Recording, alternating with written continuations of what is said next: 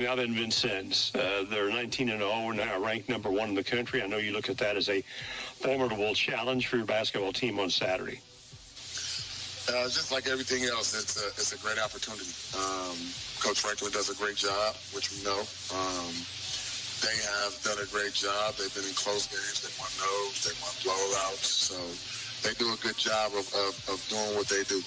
So we're looking forward to it. You know, it's another challenge for us, of course, but we're looking forward to see and lace them up, this Saturday.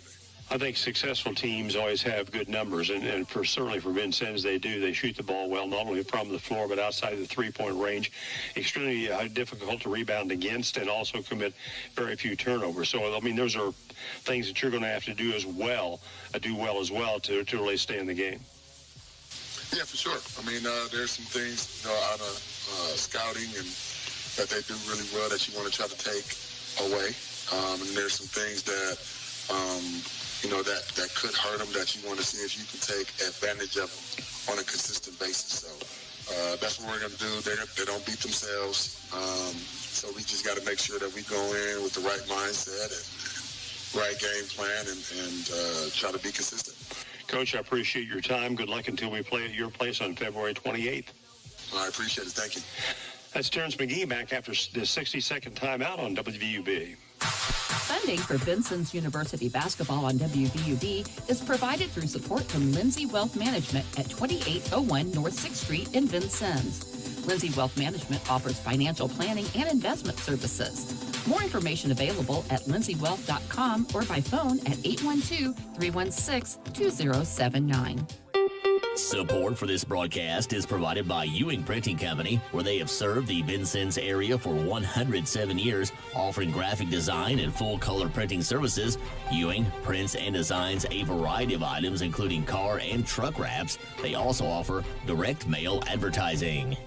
Underwriting support for this Trailblazer broadcast is provided by El Corral Mexican Restaurant and Bar, located at 630 Kimmel Road in Vincennes and 427 West 11th Street in Bicknell. El Corral offers a menu that includes tacos, fajitas, and quesadillas. El Corral opens daily at 11 a.m. at both locations, with takeout available. The Vincennes phone number is 812-895-9422, and in Bicknell, 812-757-4224. Welcome back. The undefeated and top-ranked Trailblazers coming off an 82-57 road win at Olney Central Wednesday night, dominating the second half en route to their 19th straight win this season. I spoke to Coach Todd Franklin earlier before my broadcast. Coach, I'm just glad, given the impending weather, we were able to play this game today, and moving the time up really helps. Will that affect your ball club in any way? I don't know. I mean, that's they got to be above that. I mean, we play at Hutch. Tell what time you play and those type things. So, playing 2 o'clock, it should be fine. Coming off the win Wednesday at Olney, we talked about the second half, both against Kaskaskia last Saturday and against Olney on Wednesday night, where we took control of the game. Yeah, I just want to see it with 2 halves. I mean, the ball might not go in every time if we do, but I want to see it, the energy. And we discussed that a lot the last couple of days and this morning for shoot-around. I just want to see an energy, a determined passion, commitment to I'm going out there and taking this thing on. And I want to see it all game. We got to put 2 hours together. Really dominated the rebounds again. I was impressed with Ojukwu and his ability to rebound in that game. Hopefully he can continue that. Well, he's doing some really good things for us. I mean, if he can, like I said to him after, he was 2 for 7 in the field. His offense is not his number one thing, obviously, but if he'd have made the one layup he missed, right, and he had 3 good looks in the corner, and 2 of them, had a real chance. Just get in the gym a little extra focus, whatever it takes. If he hits one of those 3 corner threes, finishes that layup, he'd end up with 11 points, 12 rebounds, 4 assists, and would have done a tremendous job defensively. And those are all, that can happen. I mean, it's right there on the edge for him. Where not only is I think he's playing good and he's a key contributor, he's out there, but now you're talking about, this is a real player. So we're hoping he can make that last step, but he's doing really good things for us, rebounding, defending. So we just got to keep him growing. Dre Vassar had 11 assists for the second time this season in a single game. There's a reason why he's one of the top 2 players in the country with regard to point guards. Oh, yeah, he's doing a great job. He just, again, he's another one. It's trying to get 40 positive minutes. But we're trying to do things that, aren't normal. We're trying to win a national title. We're trying to be number one in the country. We're trying to be undefeated. So, we're asking things that aren't normal. But I believe they're possible. And if we can get those possible things done that are hard, I think, it could be a magical year, but we need that to happen now.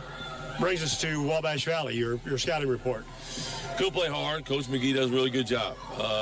They're always going to play hard. They're always going to play hard on D. He might mix it up today. He's had a week. Normally he likes to play man, a lot of pressure, but then help. In the half court, they'll extend some with pressure, but really the meat and potatoes of the half court. They played some zone against us in the past, and with a week of preparation, they didn't play Wednesday night for this game. There's no telling what he'll throw out, but I do know they're going to play hard. They're pretty athletic. They struggle to put the ball in the basket as well as they like. That's been their issue, and we got to make sure that doesn't happen tonight. Their offensive catalyst is Nazir Leonard, the transfer from Southwest Illinois. Yeah, we've seen that since his high school days, and you can't let him get going to that right hand and get into his mid-range game.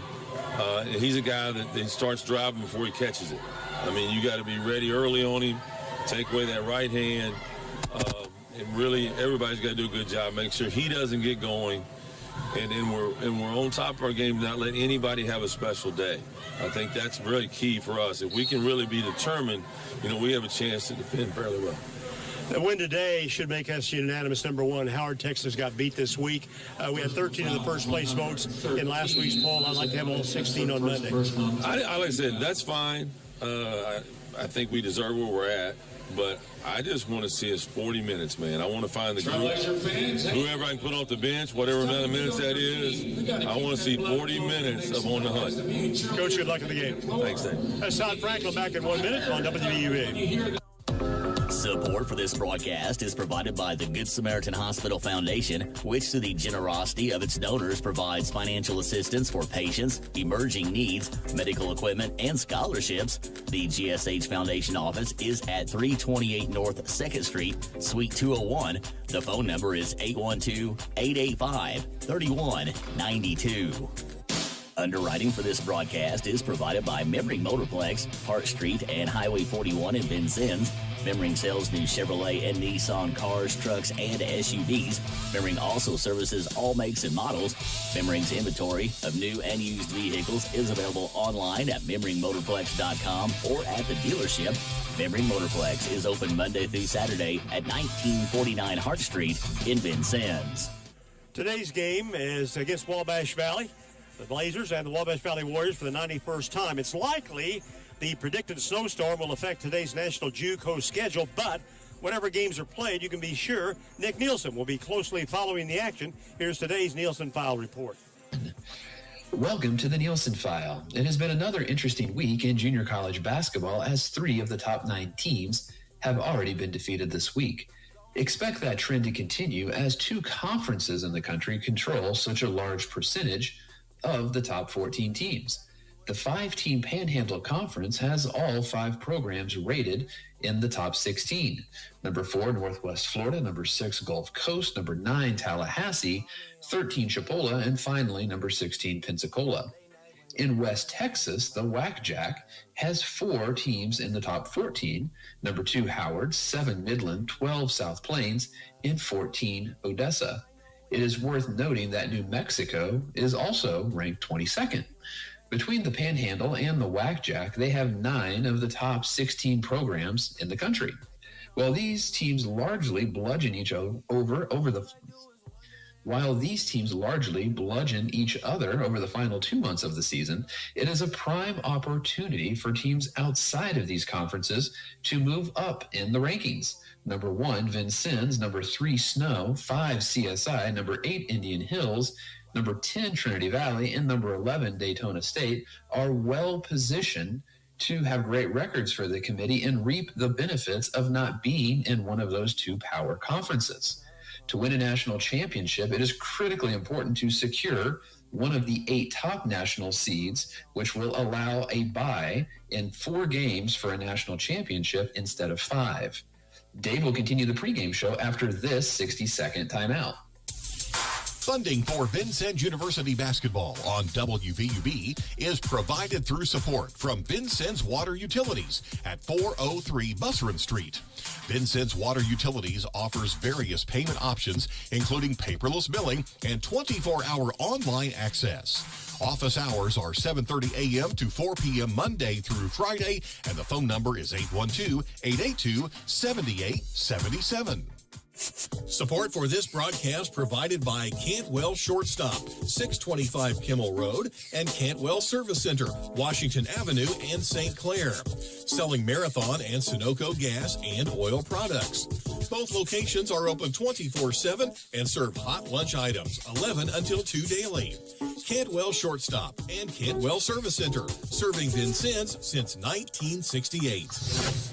You're listening to the Trailblazer pregame show. In for Dave Hunter for a moment. I'm Kevin Watts. I'll explain why in a moment. But first, let's go to Dan Ravelette and wrap up the women's game from earlier today. All right, Kevin, thank you very much.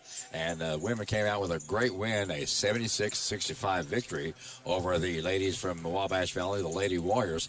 And that will improve our record to 13-6 overall, 6-3 here at home, 7-3 on the road, but undefeated in Region 24 play, 5-0 in Region 24 play. We led all the way, 25-16 at the end of one quarter. We trailed by one at halftime, 36-35. Back on top at the end of three, 57-51. And final here, 76-65. VU came out on top of this one. And leading scorer for VU, Zion Hayes, had a tremendous ball game, especially in the third quarter. She had a total of 7 points in the first half, 18 points in the second half for her total of 25 points. And 13 points from Nat Dixon, 9 from Imani Washington, also 6 from Jennifer Ricksta, and then 5 each from Lazari Daniel and Jalen Davidson, 4 from Selena Wilson, and 2 from Talia Heron. So they had a very well-balanced scoring attack. Their next game, the ladies will travel down to Swick. That's on January 28th, Wednesday, January 28th at Swick. They'll be there, and that game starts at 6.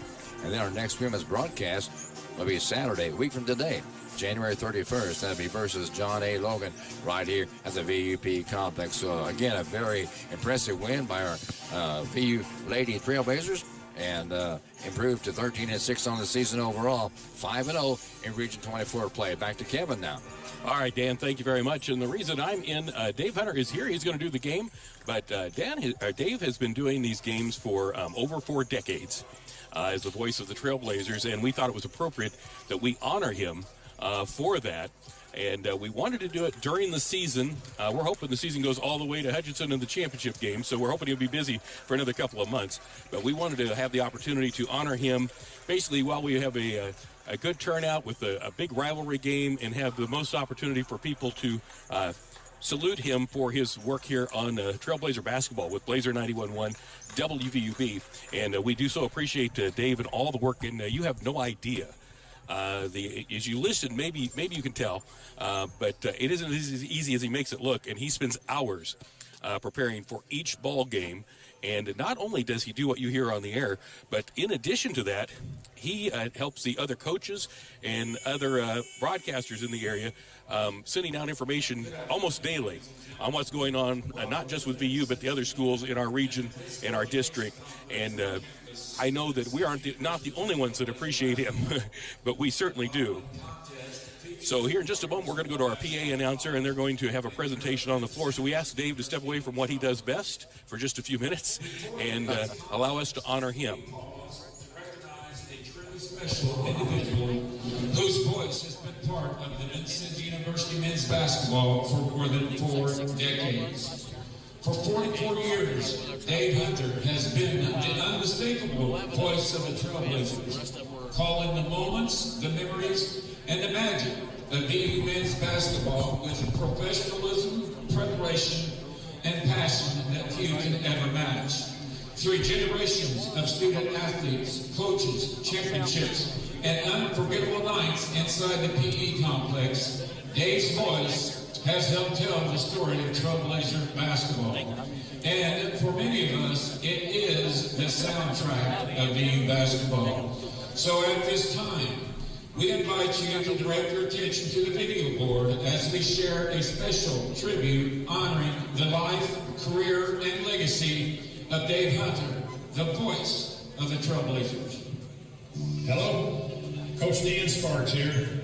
I would personally like to thank Dave Hunter for his loyal support of me while I coached here for 25 years.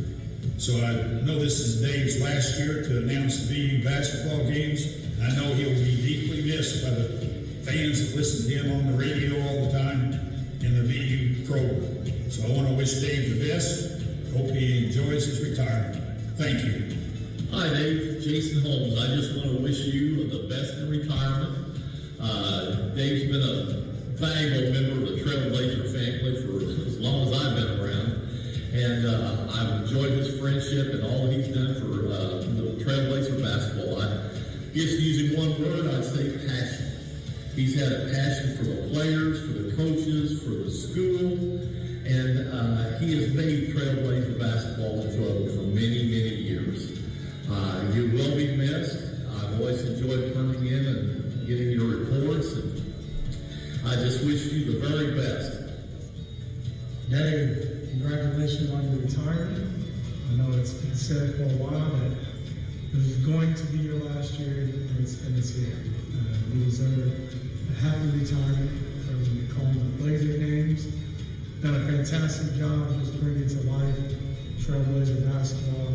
You will be missed, but you're very much appreciated. Enjoy.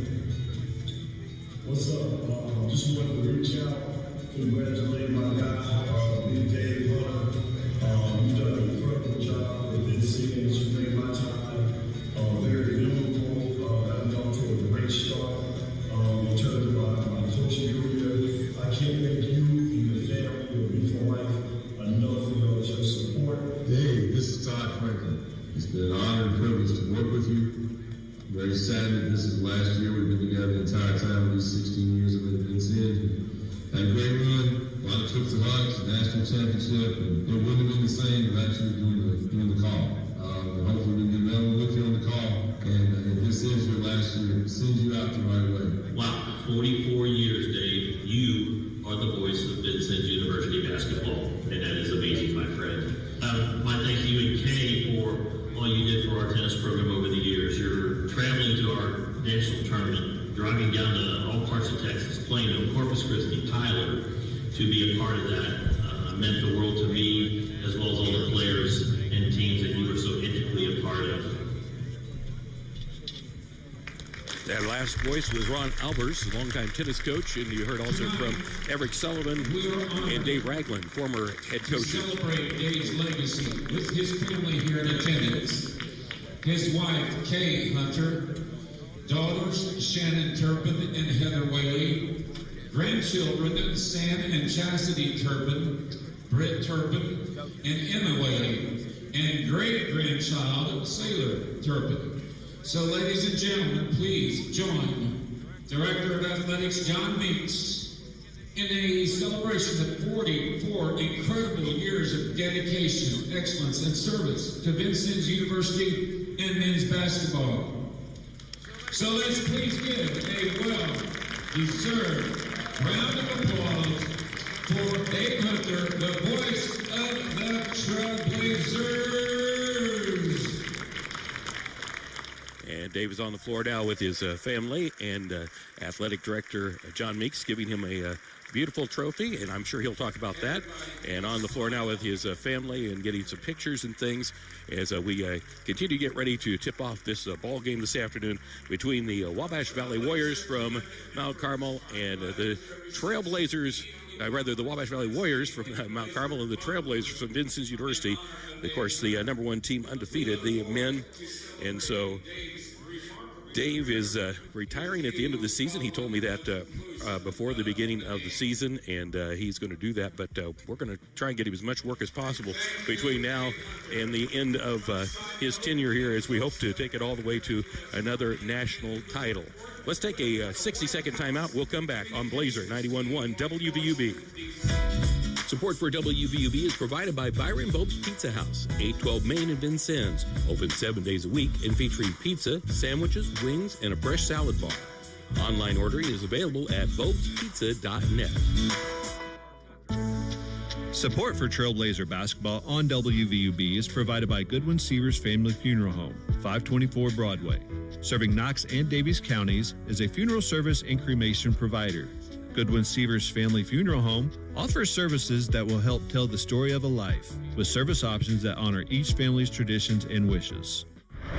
Underwriting support for this broadcast is provided by Holmes Plumbing Supply, 1690 Hart Street in Vincennes. They do complete bathroom remodeling projects and feature Lennox systems and Bradford White water heaters. They also do sewer line installation. Their phone number is 812-882-1865. Funding for this broadcast is provided by Wolf Construction Company, 2724 Washington Avenue. They offer new residential and commercial construction plus renovation services. Wolf's current projects include work at the Red Skelton Museum and Godare Hall on the VU campus, Good Samaritan Hospital, and Lincoln High School. The phone number for Wolf Construction Company is 812-882-2260. Support for this broadcast is provided by Culver's Restaurant, 7 Executive Boulevard in Vincennes. Culver's menu features home-style meals, hand-battered codfish sandwiches, soups, and salads. Culver's is open 10:30 a.m. until 10:30 p.m. daily. Yeah, I haven't done the starting lineups just yet, Dave, so I'm going to hand this over to Dave Hunter. I'm letting him know where we're at, and congratulations again, sir. Well, thank you, Kevin. Thank you, everybody.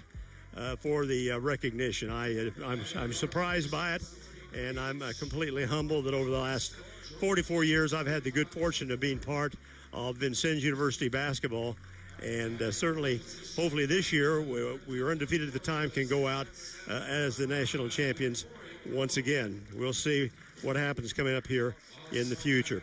Starting lineups are brought to you by First Vincennes Savings Bank, 615 Kimmel Road, 2612 North 6th Street, the ATM service, 3rd and Vigo in downtown Vincennes.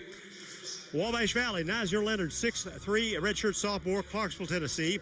Their leading scorer, 15.1 points, 4.4 rebounds a game. Ty Ford, 6'3", freshman, Augusta, Georgia, averaging just under 10 points. Corey Furlow, 6'7", sophomore, Griffin, Georgia, 7.5 points, 5.5 rebounds.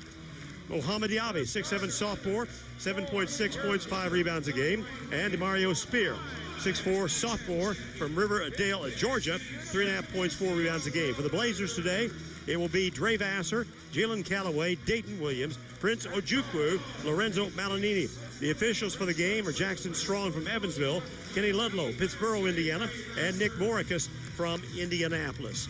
Trailblazer starting lineups, as always, underwritten by First Vincennes Savings Bank, 615 Kimmel Road, member FDIC. Back in 30 seconds on WVUB. Support for this broadcast is provided by First Vincennes Savings Bank with inside banking locations at 615 Kimmel Road and 2612 North 6th Street, plus ATM services at 3rd and Vigo, Kimmel Road, and ITM service in Monroe City. More information is available at frsb.net and by phone at 812-885-9018. Member FDIC. Welcome back. Blazers wearing white today at home for this basketball game. This is the 91st meeting between these two basketball teams. Blazers with a 66-24 edge over Wabash Valley in all the games we've played to date. Wabash Valley in black uniforms with white numbers.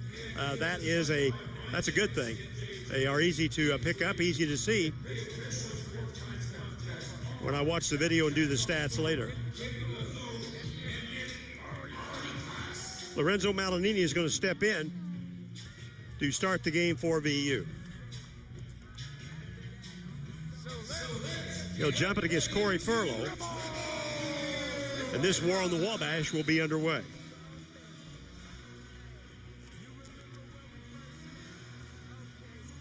Jackson Strong puts the ball in the air, and here we go. Game is underway. First possession belongs to Wabash Valley. Out front, controlled by Ty Ford. Ford pushes the ball right side to Leonard. Leonard stands with it, guarded by Ojukwu. Now feeds it low right inside to Diaby. He'll spin, shoot, and shot no good. Off the rebound, we get a held ball. Ojukwu, Williams, and Diaby all in their vying for the rebound. And the alternating possession will belong to Wabash Valley.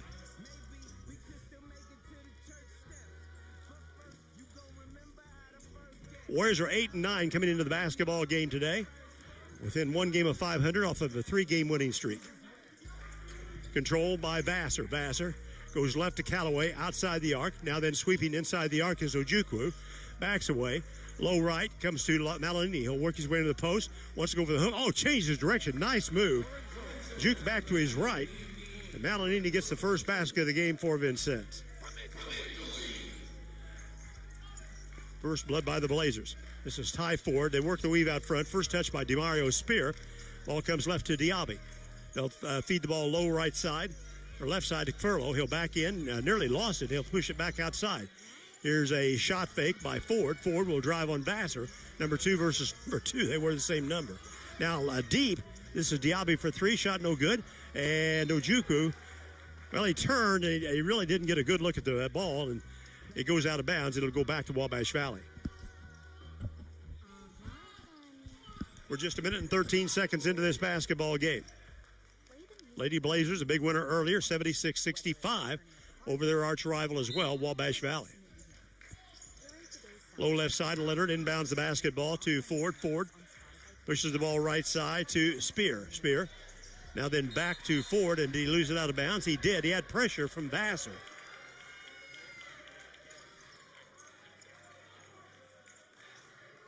And the Blazers have it back. We had the first basket of the game.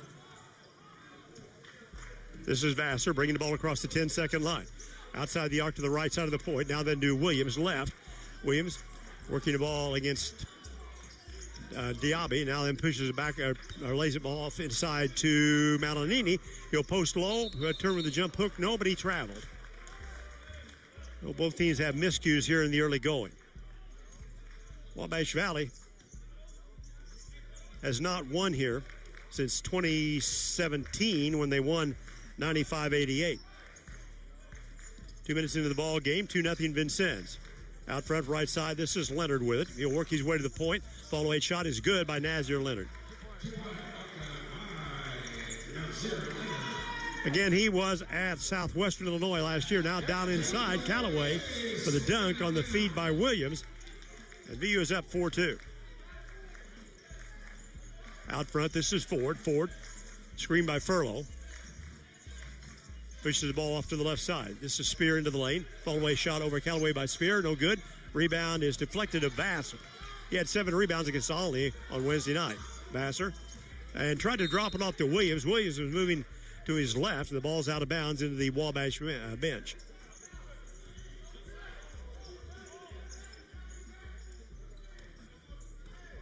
This is Ford bringing it back for the Warriors. Ty Ford from Augusta. They only had one returning player from last year's basketball team. That's Furlow. Pass comes left sideline in front of the VU bench to Spear. Now they drop it low inside to Diaby. Turnaround hook by Diaby. Blocked by Dayton Williams. Williams picks up his 20th block of the year. Here's a pass to Callaway, left corner. Callaway lays the ball inside to Malanini. Drops it back to Callaway. 3 ball in the air by Callaway is good. Jalen Callaway steps up, meshes his 27th tray. Blazers lead 7-2. Ford in between the circles, deep to the right side. Will drive by the screen. Now he'll work his way down the lane against Malanini, drops it off and turns it over. We have a 3-on-2 from Vassar to Callaway. Callaway will fade to the left, puts a shot up and down, no good. Tipped up, no, by Williams. Gets it back, has it deflected. Gets it back again. Callaway to Vassar. Now then to Williams. Williams will drive into the basket to the right, puts a shot up, gets fouled. Whoa, hard. He went to the deck pretty good. Foul is called on DeMario Spear. His first personal foul. This will send Williams to the free throw line, a 60% shooter. Blazers were 6 out of 15 in the second half at Olney on Wednesday night from the free throw line. Free throws have been a problem all season long. We're only hitting 58% from the free throw line as a team. Williams will stand in. Blazers lead 7-2. We're 3.5 minutes into this basketball game. Free throws in the air, and it's flat no good by Williams. 2 games against Wabash last year. Williams had 11 points, 8 rebounds, and then followed up with a 5-4. He's coming off a 24-point, 10-rebound effort against Olney Central on Wednesday night. One more free throw here by Dayton, and this one's no good either. Easy rebound by Rafe Merriweather, who just checked into the Wabash lineup, 6'6" sophomore from Demopolis, Alabama, averaging 3 points. Out front, here's a weave by Diaby to the point. Changes direction against Williams. He'll pull up from 18. Shot's good. Nice jump shot there by Mohamed Diaby. 7-4. Left side to Callaway. Will be coming up on the first media timeout into Malinini. So bend back to his right shot. No off the hook. Rebound to the basket. Grabbed up by Furlow. They push the ball ahead. In control is Leonard. Leonard out front. Working the dribble down. He'll drive right to the baseline. Puts shot up and no, and a foul called. This will be on Ochukwu. Prince will pick up the foul. This will be the first media timeout of the ball game. Trailblazer scoreboard underwritten by Lou Fuse. Chrysler Dodge Jeep Ram, 1270 South Hart Street Road. Vincennes 7, Wabash Valley 4, back in 1 minute. Support for this broadcast is provided by Robin Montgomery and John Yoakum, FC Tucker Emge. They represent residential and commercial listings and sales in southern Indiana and southern Illinois. The FC Tucker Emge office is at 2801 North 6th Street, Suite B. The phone numbers are 812-881-7509 for Robin Montgomery and 812-887-8669 for John Yoakum. Support for this broadcast is provided by Walker Hughes Insurance, formerly United Insurance Services, 509 Main Street, representing many insurance carriers, including Auto Owners Insurance for home, auto, farm, and business needs. They can be reached at 882-3560. More information about Auto Owners is online at walkerhughes.com. Blazers with an early 7-4 lead over Wabash Valley. We have dominated this series since 2012, winning 30 out of the 34 games. That they are still, but once were our premier arch rival. I think now you would have to put John A. Logan also in that category. Logan and everybody else in the region has been canceled for today. Some games have been rescheduled, one at least, and the others are TBA. Blazers slated to go down to Belleville on Wednesday to play against Southwestern Illinois. Hopefully everything will be cleared out enough then, but that game will be played as well. This is a late time of the year, and you don't want to start rescheduling games. Nazir Leonard will step in. He's a 71% free throw shooter. Again, the transfer from Southwestern Illinois. Shots in the air, and this one's good. His first point of the game. He can bring the Warriors to within one. He's true twice. Ball is in the air, and it's good. So Leonard converts a pair of free throws, and it's a one-point game. Vassar. Byron McNeil checked in, a 6'2 freshman from Atlanta. He's guarding Vassar. Feeds the ball right side to Ochukwu. He'll dance with the basketball outside the wing. Now then to Callaway. Halfway to the wing left side, changes direction, back to the point. Here's a push to Ochukwu. He'll drive in the lane. Here's a dish through the hands of Malinini and out of bounds. Wabash will have the ball and a chance to grab the lead, the first lead of the game if they score here. Diaby will inbound the ball to McNeil. He'll run the point. He'll bring it up slowly, splits the circle, pass to the defender. Now the near side still controls. He'll drive the ball back right. Pushes the ball left to Furlow, halfway to the wing. He'll drive on Malinini. Shot up the glass, no. Ball tipped high in the air, and finally out of bounds. Last touch by Dayton Williams. So Wabash will get another opportunity here. New 20 on the shot clock. We're 5 minutes into the game. 7-6 V with a 1-point lead. Mohamed Diaby, low left, will inbound the ball. He drops it into Furlow. Furlow out front. Byron McNeil. McNeil backs away in between the circles. Guarded by Vassar. Works the ball to the right side. Vassar stays with him with the right hand against Vassar. He'll spin back to his right. Drives across the lane. Out deep. 3 to shoot. Here's a jump shot. Is good at the just ahead of the shot clock by Merriweather. It's a clutch basket. And Wabash leads 8-7. Here's Vassar down quickly. Fall away shot. This is a 2-ball. Shot no good. Rebound taken down by Leonard in transition. Goes deep to the right corner. In the hands of Merriweather. He had to leave high for the ball and stay in bounds. Now outside the arc, here's a jump shot by Furlow. It's an air ball, rebound to Williams. Williams in transition through traffic. He'll blow by McNeil inside off the glass. Shot blocked by Merriweather. Rebound chased down by Callaway. He'll drive across the lane, spins back to his left, inside, missed the layup. Here's a loose ball rebound. Malinini bulls his way inside. Shot misses off the right side, no. And Leonard has the rebound in transition for Wabash. Against Vassar inside, rings off, no. Rebound by Callaway to the half court. Williams to Callaway to Ochugwu, and he lays it in the scores. Blazers back on top, 9-8. McNeil brings it back for Wabash Valley. Dribbles inside the 10-second line to the right side. Now from the point comes left. This is Diaby. He'll launch a long tray. Shot no good off the back of the rim. Loose ball rebound recovered by Ochugwu.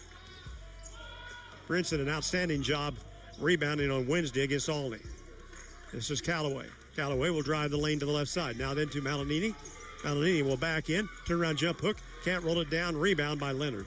We're cold. It was cold everywhere. Michael Ephraim will check in on the next dead ball. Working it is Nazir Leonard at the point, guarded by Ochugwu. Right side to Diaby. Now McNeil, he'll spin by the screen. Works his way with his back to the basket, drives inside against Vassar, banks it in. Nice job by Byron McNeil. He's averaging 7.9 points. He's been in double figures 5 times. Now Callaway, we're down 1 outside the arc. From the elbow left to Ochugwu. Ochugwu back to Callaway. Callaway will rotate to the lane. Fall-away shot 15. Shot no good. Rebound by McNeil. McNeil through traffic. Drives right. Against Ochugwu. Now pulls up. Brings it back for the reset. Near the big circle. Again, away from the defender with the left hand. They come out with a high screen. He'll drive right. McNeil inside the arc. Jump shot is good. Byron McNeil off the bench with a couple of baskets. And all of a sudden, Wabash leads 12-9. McNeil's high game was 14 at Three Rivers. Here's Vassar. Vassar, everybody down low. Now they'll break out. This is Callaway. Left side into Malinini. Malinini will go to work one-on-one against McNeil. Puts a shot up, no. Or Furlow, no. And a foul called on Wabash Valley. We'll send Malinini to the free throw line. Foul is on Mohamed Diaby. That's his first foul. Second foul on the Warriors. And Malinini will stand in, a 46% shooter from the free throw line.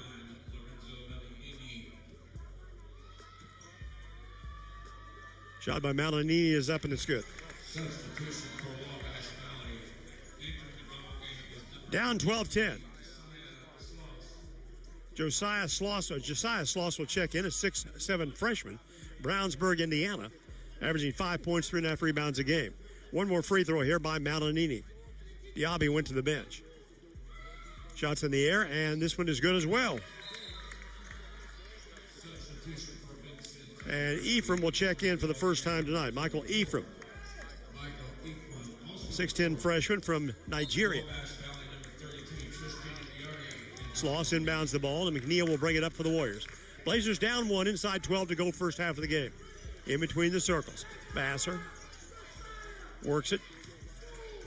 They'll lay it off left side. Controlled by Tristan Yard. Yard came in also during that last dead ball. I'll set him up. Here's Leonard. He'll work it. Now then a 17-footer's off real good. Rebound grabbed down by Sloss, and he'll back it out for the reset. Into the hands of McNeil at the point. Backing away near the 10-second line. Drops it off on one of the low screens to the left side. Here's a drive left by Sloss. Now back to the right, Leonard. Off the left elbow, backs away. Right side pass to McNeil. He'll take it with the left hand down the lane. Throws up the runner, no. And the rebound is one-handed. And last touched by Sloss as he vied for the ball against Ochugwu. And we have the second media timeout of the game. Timeout on the floor. Trailblazer scoreboard written by Lou Hughes. Chrysler Jeep Ram, 1270 South Hart Street Road. Wabash 12, VU 11. Back in 1 minute. Broadcast support is provided by Buffalo Wild Wings, located at 2407 North 6th Street in Vincennes, where every day is game day. Buffalo Wild Wings has TVs available for viewing a variety of sports and games, along with their shareable menu items. Buffalo Wild Wings is open daily. Support for WVUB is provided by Good Samaritan. A healthier year starts with the right care team. A provider at Good Samaritan can help you take charge of your health. More information on providers can be found at gshvin.org/find a provider. This Trailblazer broadcast is supported by Wabash Cadillac GMC, Kimmel Road in Vincennes. They sell new and used Cadillac and GMC vehicles, plus other makes and models, and also have an automotive service department. More information is available at UBLRVincennes.com. UBLR, where customers send their friends since 1929. Blazers down 1, 12-11 to Wabash Valley, 11:16 to go, first half of the basketball game. We have Callaway, Vassar, Ephraim, Williams, and Ochugwu on the floor. Wabash countering with McNeil. And now then Yard, he's also in the ball game. I gave him earlier. Merriweather, Sloss, and the fifth player is, let's see, I'll pick him up, is Leonard, of course. This is Vassar trying to regain the lead. The ball deflected away by McNeil. They've got it. Bringing it back quickly is Nazar Leonard. We have not picked this up yet. Making too many early mistakes. McNeil stands. Now the drive left a couple of steps. Near the sideline, guarded by past the screen. He'll take it a step down the lane, change his direction back to the right. Tries to feed the ball to Sloss, who was backing in and could not catch the basketball. It was thrown out of his reach. So again, we have a chance to regain the lead. Let's see. Vassar across the timeline. Up top on the point. He'll drive right. Feeds the ball low right to Williams. Williams will spin back, puts a shot up, and I guess I'm going to give Merriweather a block there. It'll be out of bounds to Vincennes. DeMario Spear will check back in. He'll replace Nazar Leonard. Takes a big element out of their lineup. His 15 points a game. He's been in double figures 15 times. Ball comes into Vassar. Now Williams. Dayton deep left. Callaway for three. Shot no good, just strong right. Rebound comes off to Spear. Spear hits McNeil on the run. Now then down inside. This is Merriweather. Puts a shot up. Blocked by Ephraim. Taken down by Vincennes by Williams. We have numbers on the break. Williams straight down the lane. Banks it up and good. Great transition basketball there by Dayton Williams. His first basket. We lead 13-12. Bringing it back is McNeil for the Warriors. In between the circles. On the sideline. Guarded by Vassar. Now backs it off left side. This is Sloss. He'll work his way in. Inside out. There's a pass deep. Spear inside the arc. Bottled up by Ochugwu. They have 7 to shoot. And they throw a traveling is called on DeMario Spear. Alex Montez off the bench. He'll check into the game. He's going to replace Ochugwu. Ty Ford will come back for the Warriors. And he'll check in for Rafe Merriweather.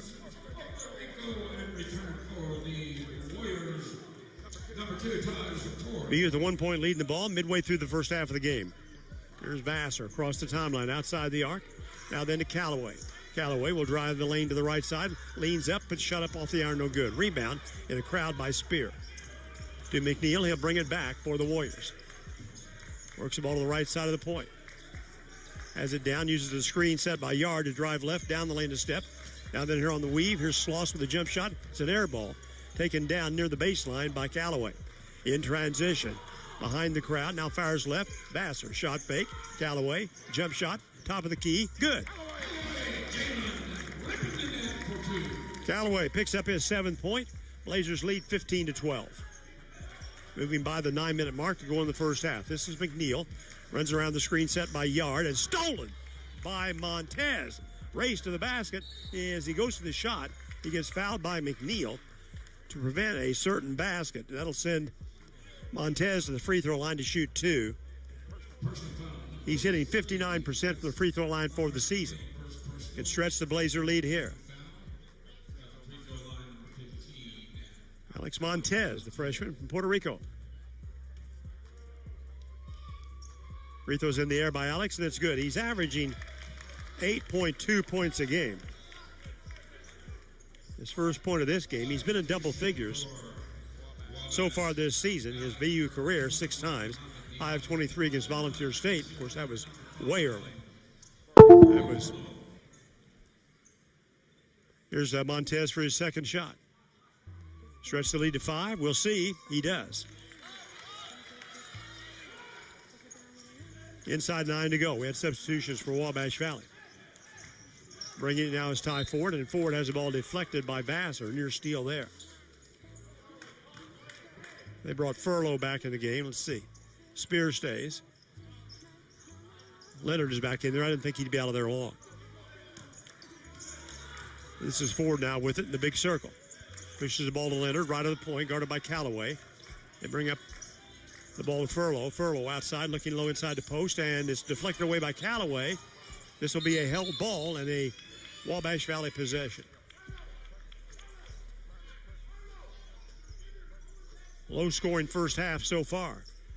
We are averaging 82 points a game. Wabash 66.8. They may be the lowest scoring team in the region. They've had trouble getting the ball in the basket. But they've won 3 straight coming into this game. Ball comes in to Furlow. Furlow has it disrupted and taken away by Vassar. On the steal. He'll drive it up the left side. It's deflected away from him by Diaby on the steal. Comes back to Leonard inside, and he gets fouled by Ephraim going to the basket. It's only the second foul on Vincennes. This will be a shooting situation for Nazir Leonard. Leonard last year in 31 games at Southwestern Illinois averaged 12.6 points. He was in double figures a year ago 20 times.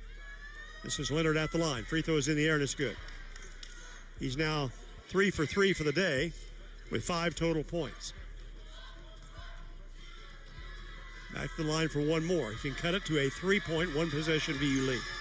Free throw by Leonard is off, no good. In the lane, rebound by Ephraim. To Vassar, he'll run it across the timeline. From the left, or right to the left hand, now backs away. Feeds the ball to Williams, comes out high. He'll drive on Diaby. Inside, leans to Ephraim and throws it away. And now we get another foul called on VU. This is going to go against Ephraim again. Too many early turnovers for the Blazers.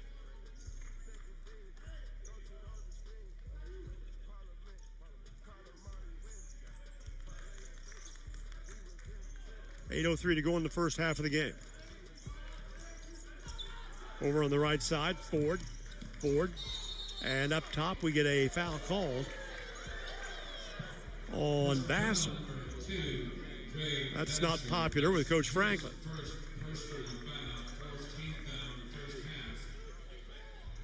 With inside 8 minutes to go. VU leads by 4. It'll be out of bounds to Spear. I turned it down, Andy. Is that better? Comes into Furlow, and now then we get on the inbounds play, a stoppage, and what do we got? Oh, media timeout. 7:53 to go, first half of the game. Trailblazer scoreboard. Underwritten by Lou Hughes, Chrysler Dodge Jeep Ram, 1270 South Hartreed Road, Vincennes 17, Wabash 13. Back in 1 minute. Underwriting for this broadcast is provided by Herman Family Dentistry, a full-service family dental office located at 608 South Quail Run Road in Vincennes. Doctors Eric Herman, Lynn Stein, Karen Shank, John Anderson, and their team provide dental services including veneers, dentures, implants, and more. Appointment information for Herman Family Dentistry is available at 812-882-1572. Trailblazer basketball on WVUB is underwritten by the Vincennes Laundromat, 1815 North 6th Street. They offer drop-off, pickup, or delivery services in addition to washers and dryers for customer use. The Vincennes Laundromat is open 7 a.m. until last wash at 9 p.m. daily. Their phone number is 812-316-0415. WVUB Vincennes, a proud part of Vincennes University Broadcasting. I really appreciate the recognition before the game from the university for my 44 years of broadcasting Trailblazer basketball. This is my 54th year in broadcasting. It's been a blast. Nobody has had as much fun as I've had, and I've had the honor of interviewing over 100 coaches in various basketball halls of fame, and that's been a great part of the enjoyment as well. And I always enjoy my camaraderie with the current coaches, and I'd say it's been a great thing.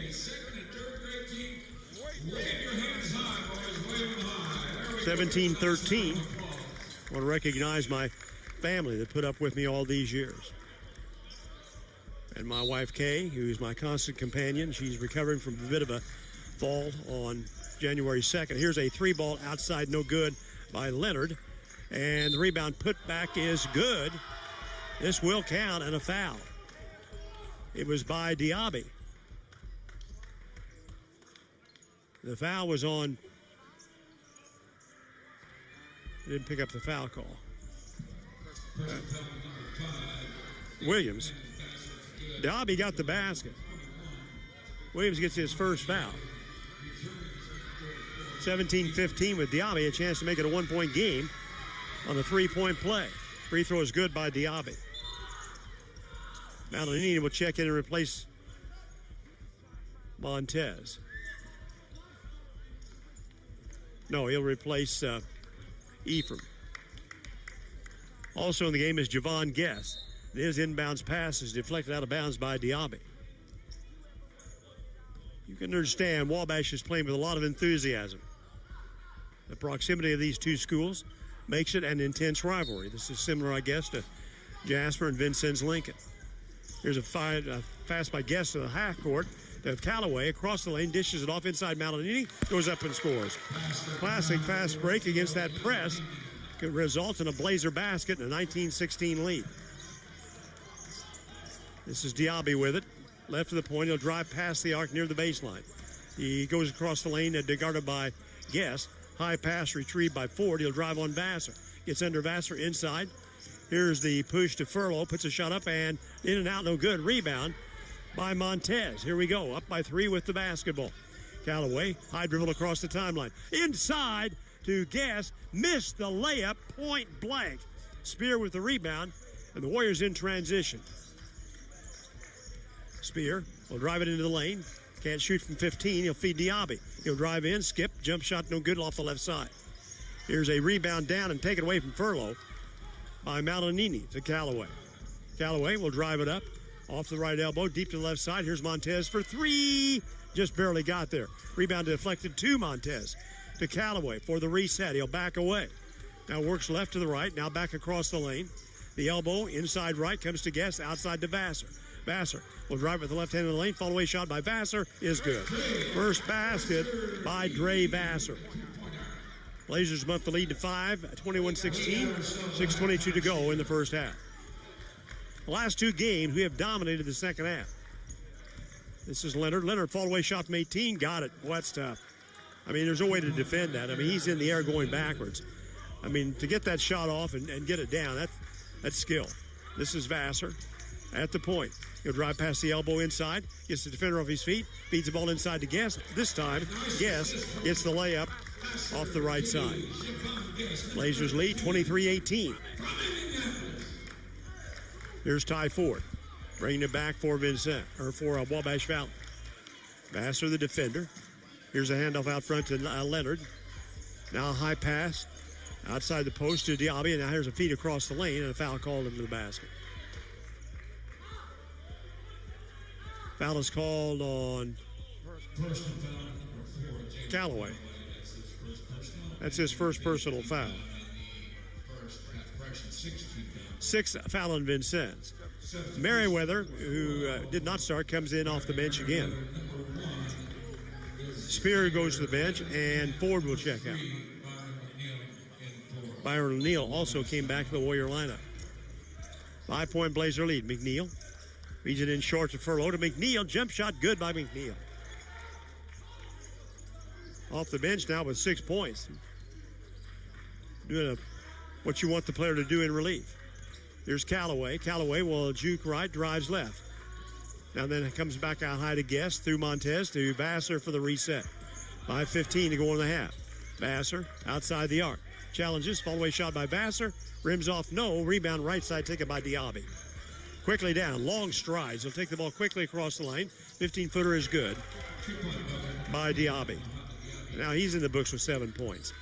Blazer lead is only 1, 23-22. Vassar back for Vincennes. Slants across the point, now back into the lane. Pass comes left to Callaway. Outside the arc, left side near the sideline, guarded by Leonard. Feeds the ball low left side to Malinini. He'll try to back his way in. He'll turn around, right-hand jump hook, and he got fouled. This foul is going to go against Corey Furlow. That'll be his first personal foul, only the fourth foul called on Wabash Valley. Their last 3 wins have been over Lincoln Trail, Shawnee, and Albany Central. They're 1 game shy of 500. It's their first 3-game winning streak of the season. Here's Malinini at the free throw line. Free throws in the air, and this one's good again. Well, I don't know what's happened, but he's been working on a lot of those free throws because his season average is 46%, and he's now 3 for 3. Ojukwu is going to check back in the game and replace Javon Guess. His little brother shot the half-court shot last Saturday in the game against Kaskaskia, the halftime shot from Buffalo Wild Wings. Didn't hit it. This free throw is good by Malinini. He's got 8 points, including 4 for 4 from the free throw line. Blazers edge ahead, 25-22. This is O'Neal, guarded by Vassar. Works the ball down near the 10-second line. He'll drive right. Ooh. Pull that over on that dribble. We rarely get that palming call anymore. Here's a pass. Diaby inside and scores. Diaby's having a day. He's got 9 points. 25-24. Blazer lead is only 1. Callaway drives across the lane.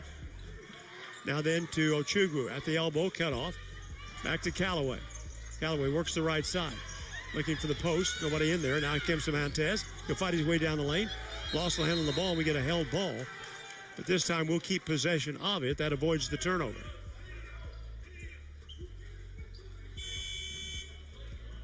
And we get another media timeout. 3:59 to go in the first half of the game. Trailblazers scoreboard written by Louis Hughes. Crusher Dodge Jeep Ram. 1270 South Hart Street Road. Blazers lead by 1, 25-24. Back in a minute. Support for this broadcast is provided by Jimmy John's at 2361 North 6th Street in Vincennes and 2402 East National Highway in Washington. Jimmy John's offers sandwiches and wraps for dine-in, pickup, and delivery. Their Washington location features a drive-thru. More information is available online and through their app. This broadcast is underwritten by German American Bank, a financial company offering banking, insurance, and wealth management services to individuals, families, and businesses. German American Bank serves customers in Indiana and Kentucky. More information about services and locations available at GermanAmerican.com. Really appreciate the recognition in the pregame from the university, also from our coaches. Dan Sparks, when I started broadcasting the games during the 82-83 season, he was here earlier, and he'll be honored next Saturday in the game against Logan for the 60th anniversary of the national championship team of 1965. They also had comments from David Ragland, Everett Sullivan, and, of course, Coach Franklin. I've been most fortunate to be able to be associated with those folks. And, I mean, I've done hundreds of interviews over the years. I appreciate the fact they put up with me. This is Ochugwu inbound the ball, right baseline for VU. He will lob it in, deflected and taken away by Diaby. Well, we need to get in gear here. Wabash is not messing around. This is Leonard. Leonard will drive the baseline right side against Callaway and tries to go up for the shot, and we get a foul call. This is going to go against Callaway again.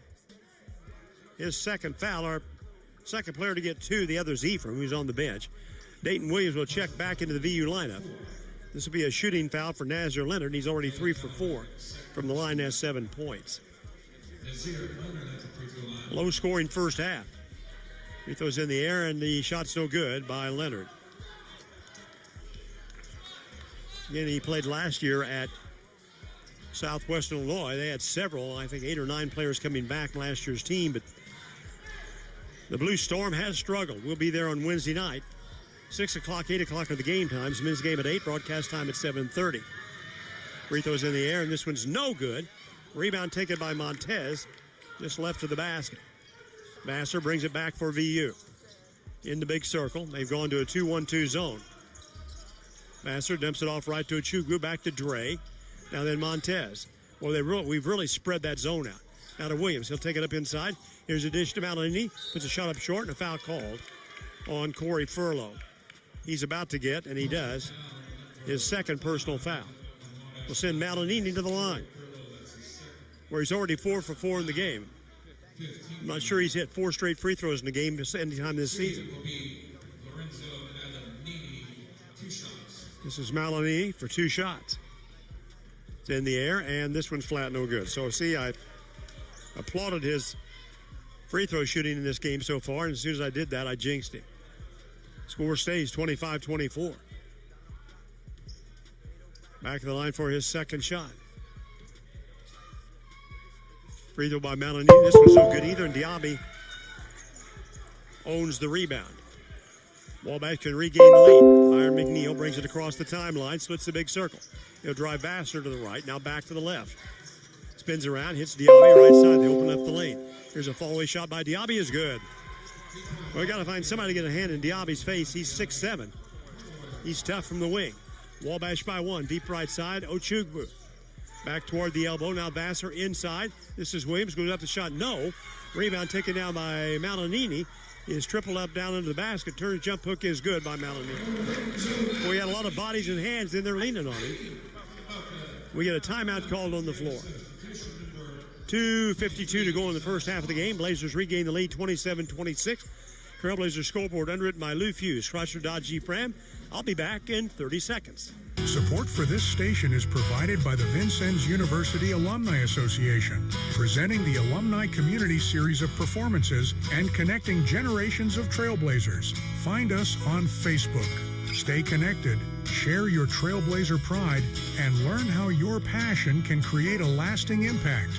Because once a Trailblazer, always a Trailblazer. And I will always be a Trailblazer fan. It'll be a different experience next year after doing this for 54 years.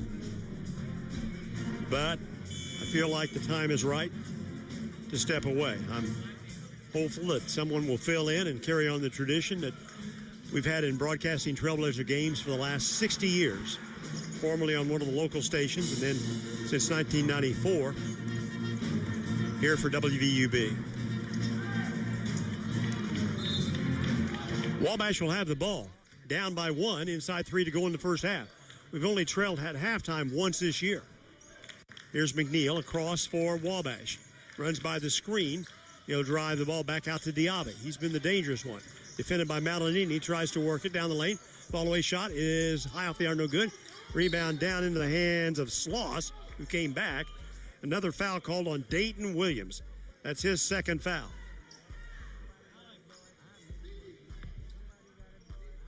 And this will be a 1 plus the bonus for Josiah Sloss. A 69% shooter averaging 5 points. Only been in double figures once. He had 11 points against Harry Truman earlier. Free throw by Sloss is in the air, and it's good.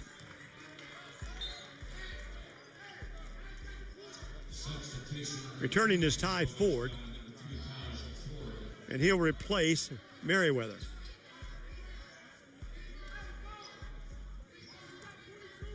One more free throw here by Sloss. He can give Wabash another lead. Free throw is in the air, and it's good. So the Warriors are up and running for this one. They've had a week to get ready for this game. They ended up playing Wednesday night. Vassar will attack, guarded by McNeil. Double screens up top. Takes the ball to the right side. Now then, here's the give to Ochugwu. Outside the arc, he'll slash into the lane. To Montez, left to Vassar. Vassar out to Ochugwu. He'll drive against his own inside. Pushes the ball back to Montez. Montez, 6 to shoot. This is Vassar trying to work it. Vassar, he'll lean in, and the shot's blocked by O'Neal, and there will be a shot clock violation. The Wabash bench and Coach McGee thought he traveled there, but it worked out to their favor anyway because he missed the shot. 2 or 3 to go in the half. Defensively, we've done the job. We've held Wabash to just 27 points. And we're only giving up just shy of 60 for the season. Here's McNeil. He'll fall down. We got the ball into the hands of Ford. Now they'll bring it back out front for the reset to Nazar. And Leonard will cough it up on a foul and a screen by Josiah Sloss. That's his first foul. So with 1:47 to go in the half, we get a chance to regain the lead. This has been a struggle in the first half, but maybe not unexpected.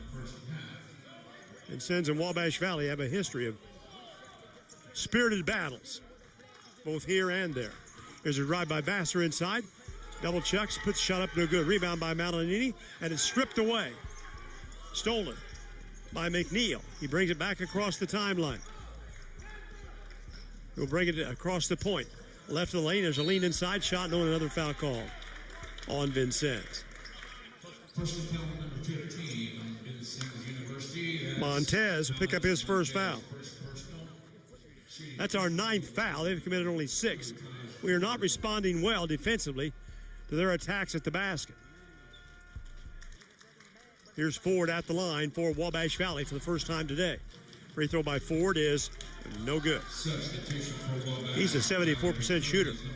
Merriweather returns. He'll replace Josiah Sloss. And Javon Guess will return to the Blazer lineup, replacing Malinini, who must have blood on his shirt, because the trainer's down there spraying it with peroxide. Here's Ford. Free throws in the air. This one's no good. A block-out rebound taken down by Guess. They've missed 5 free throws by 2 players. Here's a drive inside Montez, puts it up, scores! And he's fouled off the feed from Vassar. The foul is called on Merriweather, trying to adjust defensively. Montez gets his first basket. We're back on top with a chance to go up by 2 with 1:16 to go in the half. Montez, a 59% free throw shooter. He's 2 for 2 in the game. This will be for a 3-point play. Shots in the air, it's good.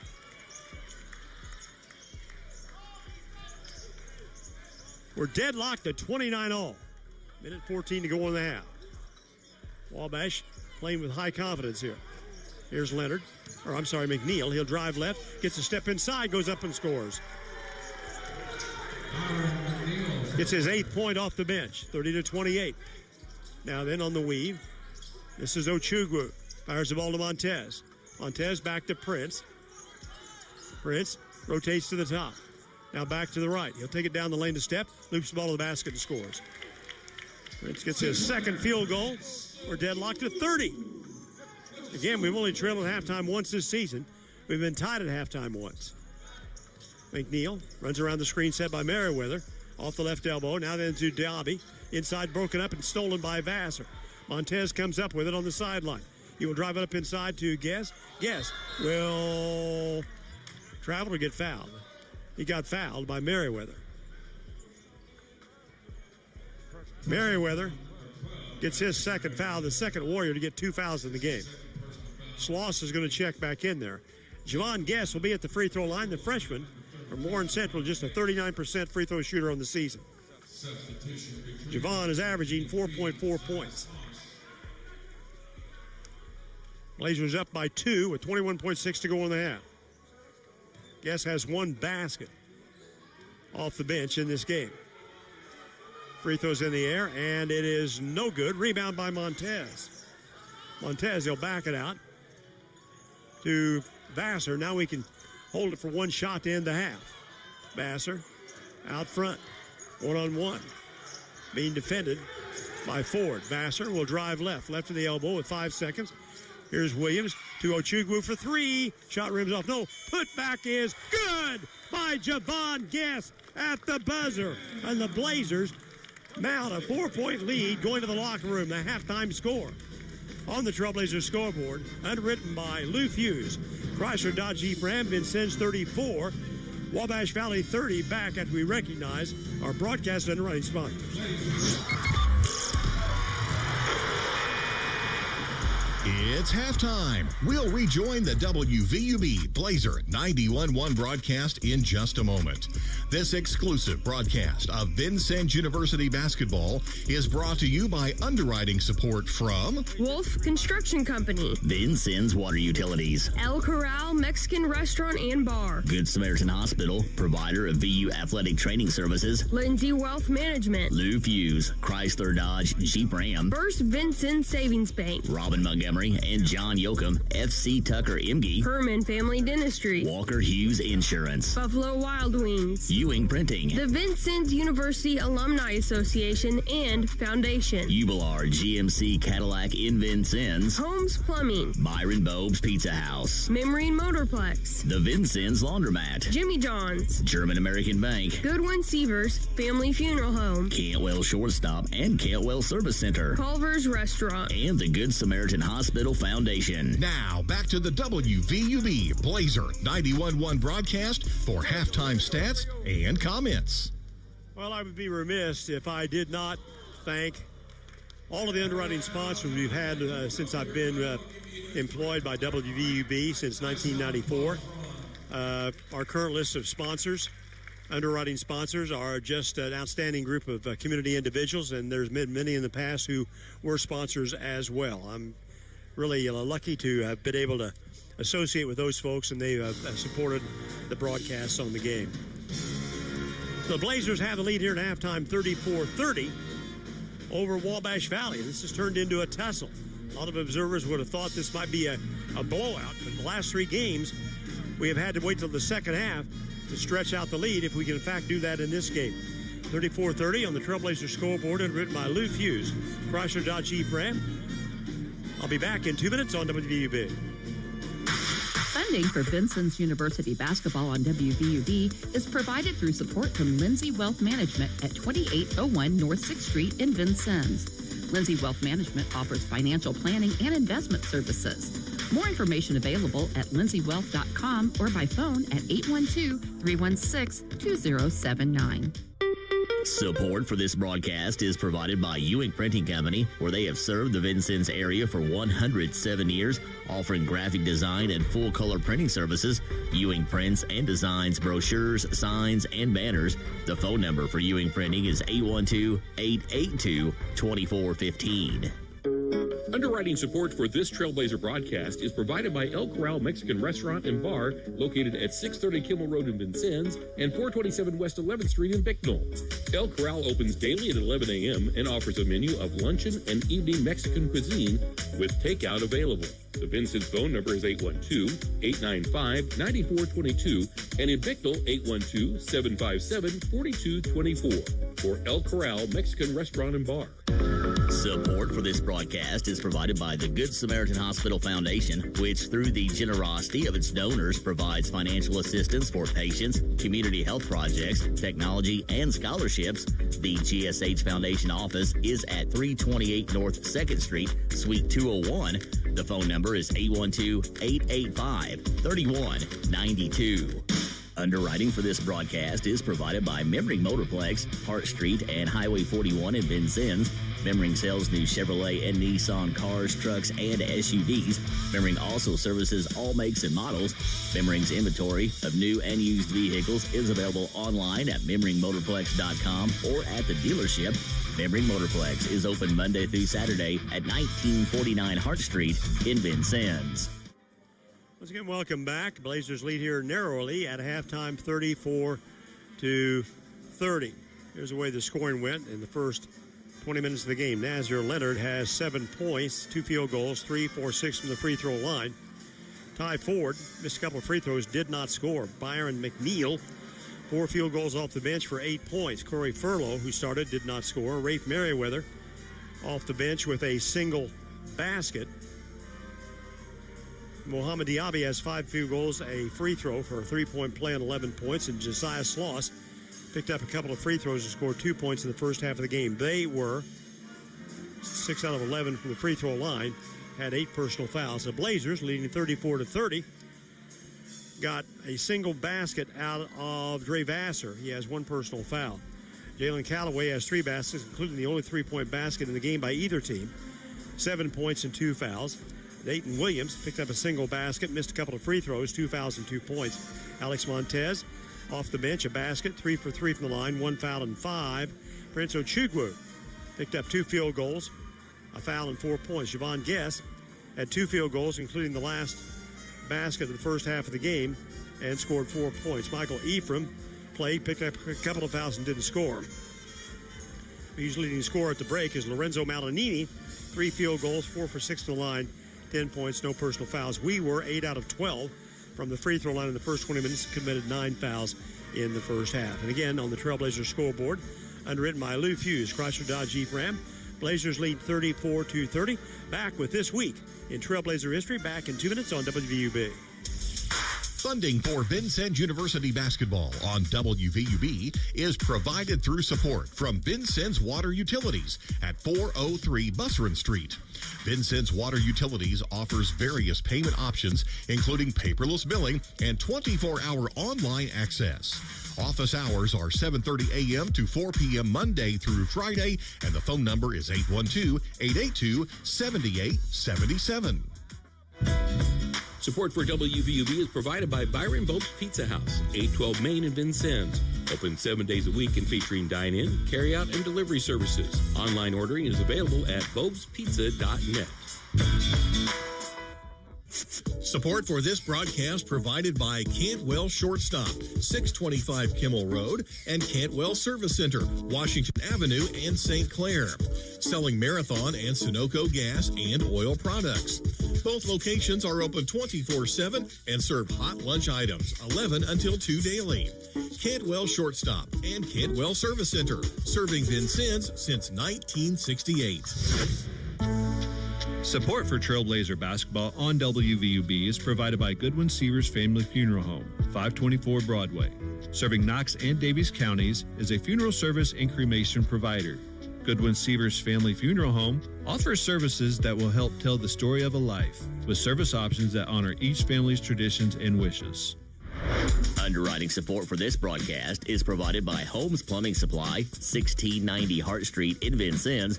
They do complete bathroom remodeling projects and feature Lennox systems and Bradford White water heaters. They also do sewer line installation. Their phone number is 812-882-1865.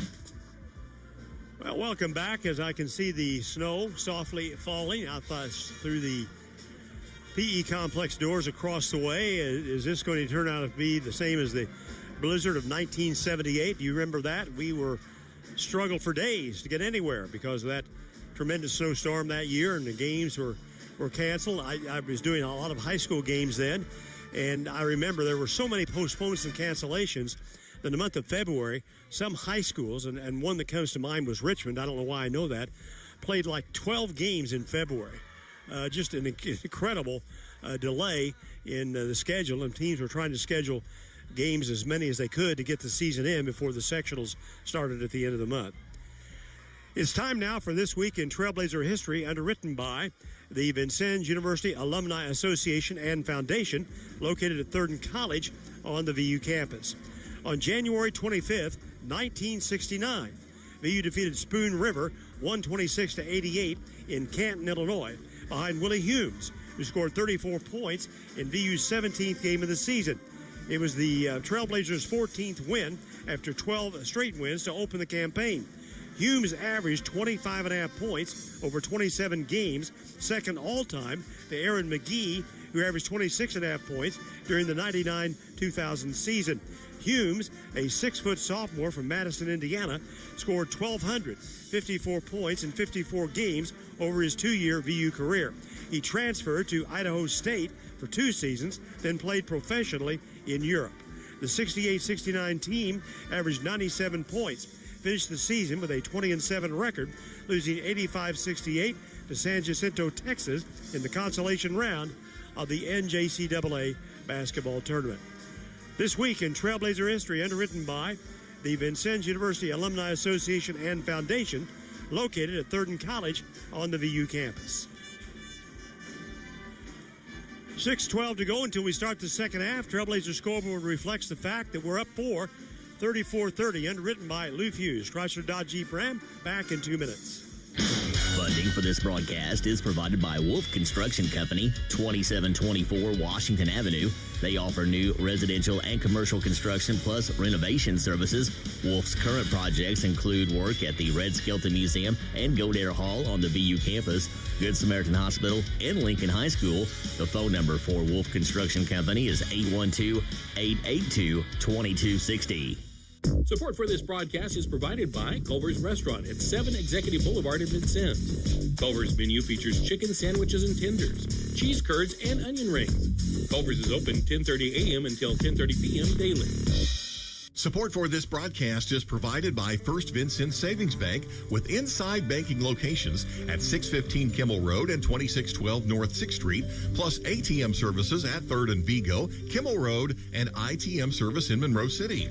More information is available at frsb.net and by phone at 812-885-9018. Member FDIC. Support for this broadcast is provided by Robin Montgomery and John Yoakum, FC Tucker Emge. They represent residential and commercial listings and sales in Southern Indiana and Southern Illinois.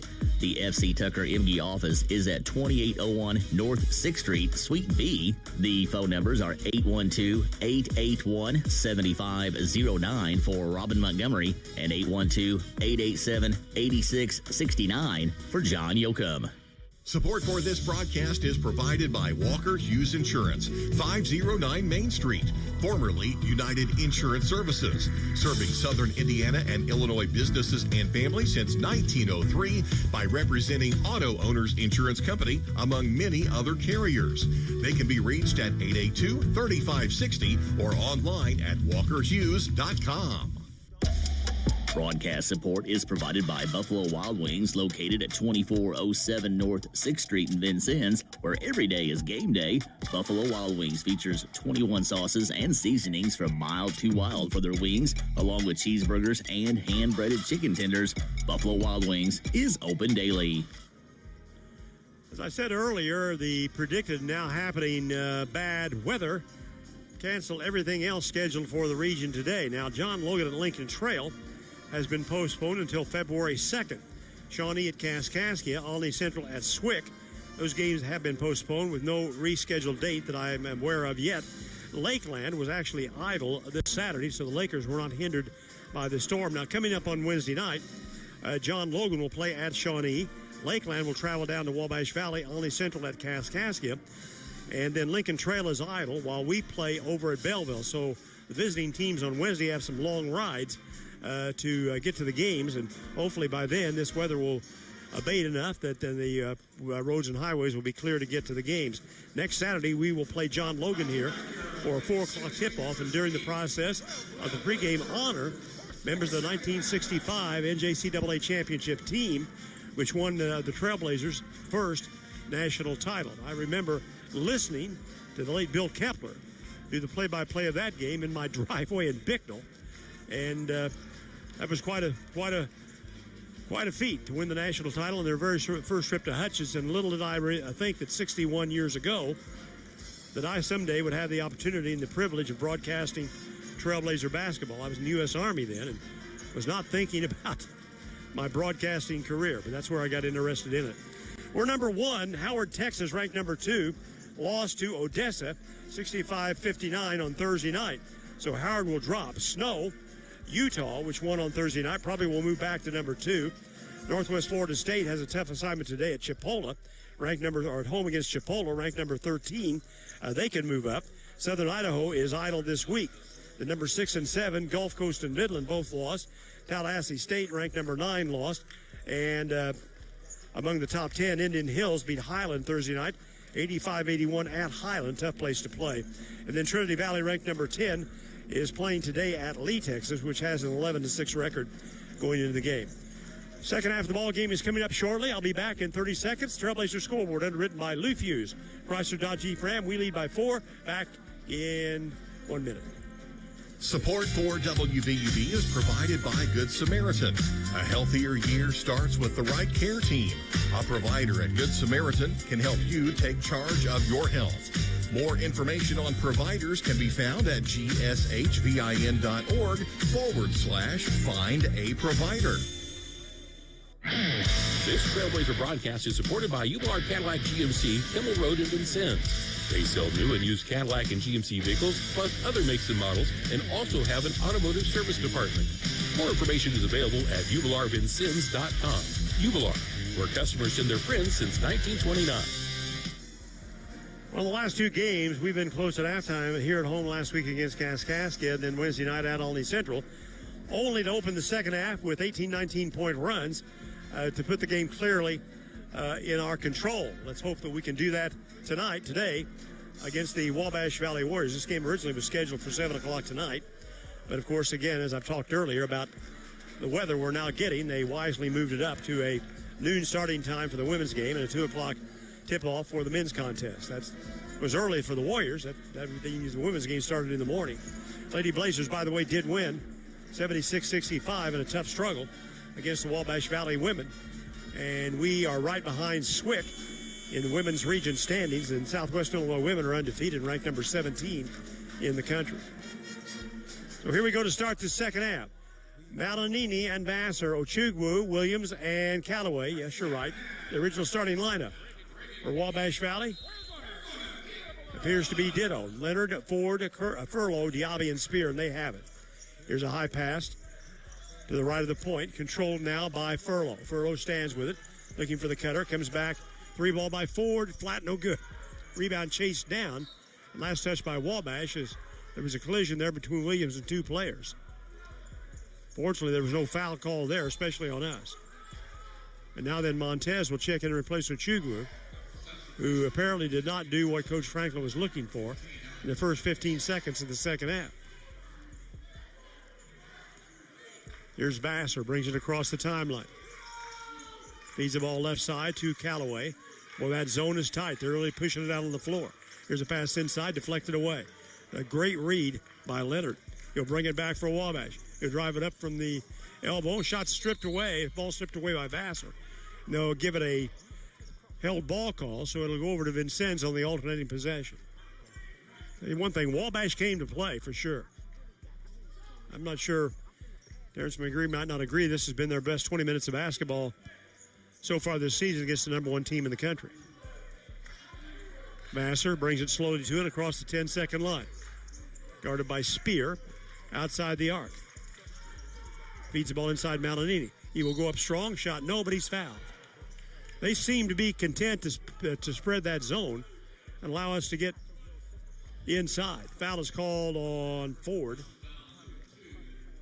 And that's only his first. And then collapse inside and give us a lot of muscle. Malanini, 4 for 6 from the free throw line. Shots in the air, and it is no good. So after 4 straight in the first half, he missed 2, and now he's missed the first free throw of the second half. Shot is in the air, and this one is no good as well. Block out rebound by Diaby. Wow. There's a drive down the left side by Spear, cut off, and did he lose it out of bounds? Yes, he did. He had pressure from Montez, so we get a break and get the ball back. Vassar will bring it up for Vincennes. Across the 10-second line. Works the ball on the near side in front of Coach Franklin. Now then doubled up out front. Comes left. Here's Callaway for 3. Get there. Shot rims off, no. Rebound out of bounds. Last touch by Diaby. So we get a reprieve and a new 20 on the shot clock. A little more than 1 minute into the second half. Neither team has scored yet. Montez, right baseline, inbound the ball. He'll fire it into Vassar. Vassar works outside the arc. Left hand away from the defender. Now then Williams. Williams will drive left in the corner, gives up the ball to Callaway. He'll rotate back against the arc inside, and as he drives inside, he's doubled up and fouled. Foul is called on Spear, his second. And Byron McNeil will check back in the game for the Warriors, replacing Spear. He did some damage in the first half with 4 field goals. 34-30. Ball comes in deep to Vassar in between the circles. Right side to Williams. Outside the arc, works his way to the free throw line. Now to Montez. Hands the ball back to Vassar. He goes deep to the right side. Here's Williams, shot fake. Brings it back lane, spins inside, and as he turns to the basket, we get another foul call. Foul is called on Leonard. That will be his first personal foul. I can't say I'm pleased with the number of whistles we're seeing, but there's no doubt there's contact there. Williams is at the free throw line. Shots in the air, and it's no good. A long time ago, when I worked with my late great friend Randy Westfall, who used to be a basketball official, He always said, the officials see the floor and the game a lot differently and a lot better than you or the fans do. Free throws in the air by Williams. Shot flat, no good. Rebound by Malinini. In the lane, inside out to Vassar. From the left elbow to Callaway. Callaway will break by the defenders inside. Reverses, puts the shot up short, and another foul is called.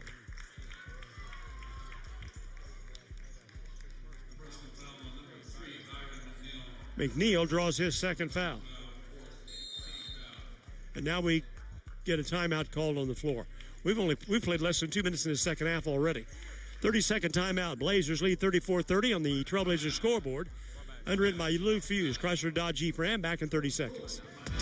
Underwriting for this broadcast is provided by Herman Family Dentistry, a full-service family dental office located at 608 South Vale Run Road in Vincennes. Doctors Eric Herman, Lynn Stein, Karen Shank, John Anderson, and their team provide dental services including veneers, dentures, implants, and more. Appointment information for Herman Family Dentistry is available at 812-882-1572. Well, Wabash Valley has been really effective in disrupting our offensive flow. When we get the ball inside, they have really been crashing the boards. There's a lot of physical contact in and around and under the basket. And that they just push that zone out on the floor, daring us to shoot over it. I mean, we're hitting 40% from three-point range. We're taking an average of 18 threes per game. This last foul now will send Callaway to the line for the first time in the game. A 71% shooter. He's averaging 13.5. He can stretch the lead to 6. And again, we're less than 2 minutes into the second half. Jalen Callaway. Free throws in the air, and it's no good. This is setting a troubling pattern for the rest of this game. We missed 4 free throws in the first half. We missed 5 already in the second. One more free throw here by Jalen Callaway. Shots in the air, and that one barely got there. Those free throws are in our head right now. Here's Ford with the rebound, down quickly to Diaby. Diaby against Malinini, inside out. Feeds it back to McNeil. McNeil guarded by Vassar. Works it between the circles, passes left. Leonard feeds it left off the elbow. This is Furlow. He'll work his way in against Williams. Gets under Williams, puts a shot up, and rolls it down. Corey Furlow gets his first basket. He had 2 points in each of the games we played against them last year. He's their only returnee. Now we have a 2-point lead. This is Vassar. Off to Williams. Williams down the lane, drops it off to Malinini. He'll go to work inside against Furlow. Puts it up, shot no good. Block out rebound by Furlow. Here's Leonard across the timeline. Wabash is outplaying us right now. Leonard up top. He'll drive right to the elbow. Jump shot over Callaway. Good by Nazir Leonard. His first basket of the second half. We have a brand new game with 17:24 on the clock. 34 all. Vassar guarded by McNeil out front. Works the dribble down. Now backs away. Spins around the screen. Up top. Passes the ball to Williams. Williams. Now deep right side to Montez. Montez hooks across the lane. 11 to shoot. Callaway in possession. He'll drive left. And we get a jump and a foul called on Nasser Leonard. We may be here a while, folks, as the snow piles up outside.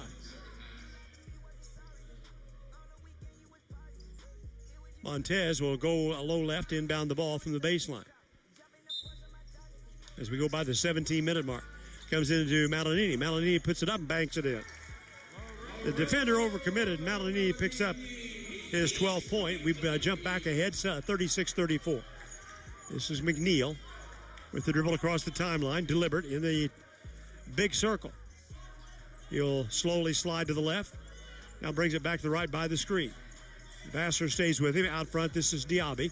He'll drive Malinini to the right. Fall-away shot by Diaby is no good. Taken off the left side by Dayton Williams. In transition. Ahead to Callaway. Callaway slashes across the lane inside. Leaner to the basket. Scores! Great body control by Jalen Callaway. And we stretch the lead again to 4, 38-34. Is this the momentum we were looking to build? We'll find out. Get a defensive stop here. Here's Ford at the top. He'll hesitate, drives right, and we get a tripping foul called on Montez. That'll be the second foul on Montez. First foul on VU in the second half.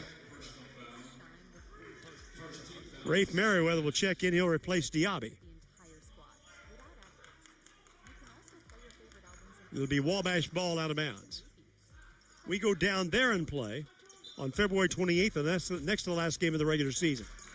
Out front, controlled by McNeil, guarded by Vassar. Deep right side.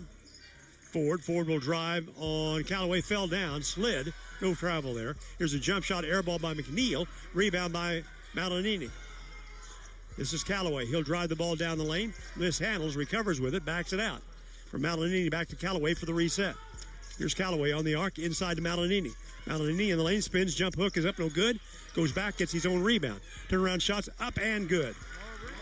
Well, Malanini got 2 shots there off his rebound. Same form with that left-handed or right-handed hook this time, and it's 40-34. Is that our biggest lead? On the left side, controlled by Ford. Here's Ford up top at the elbow, drives inside, puts a shot up and slow rolls it down. Nice one-on-one by Ty Ford. That's his first basket of the game. 4-point Blazer lead. This is Vassar up across the timeline.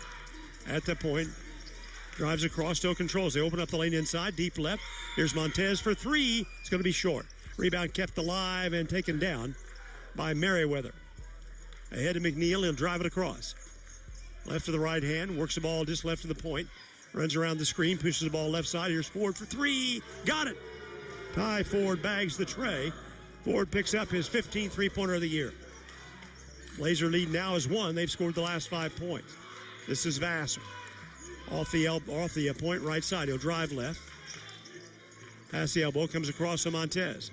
Montez, now then to Dayton Williams. Now in Callaway. Fakes right, drives left, spins the lane. 15-foot shot by Callaway, no. Rebound is taken down and finally controlled by Furlow. He lost between his legs but recovered. They can grab the lead. This is McNeil. Now it's the ball low right side to Merriweather. Merriweather will back it in against Dayton Williams. In the lane. Pushes the ball outside. Here's a shot fake drive by Leonard inside. Puts it a block by, foul on. It's going to be a Malanini, I believe. Pick up the foul call here before we get the media timeout. It's on Malanini. That will be his first personal foul. Trailblazers scoreboard. Underwritten by Lou Fuse, Chrysler Dodge Jeep Ram, 1270 South Hart Street Road. We lead 40-39. Back in 1 minute. Trailblazer basketball on WVUB is underwritten by the Vincennes Laundromat, 1815 North 6th Street. They offer drop-off, pickup, or delivery services in addition to washers and dryers for customer use. The Vincennes Laundromat is open 7 a.m. until last wash at 9 p.m. daily. Their phone number is 812-316-0415. Support for this broadcast is provided by Jimmy John's at 2361 North 6th Street in Vincennes and 2402 East National Highway in Washington. Jimmy John's offers sandwiches and wraps for dine-in, pickup, and delivery. They also have catering services available. More information is available online and through their app. Well, this is a good one. Wabash Valley has beaten us here on this floor 10 times. Rival only, I think, by John Logan, which, if my recall is correct, has also beaten us here 10 times.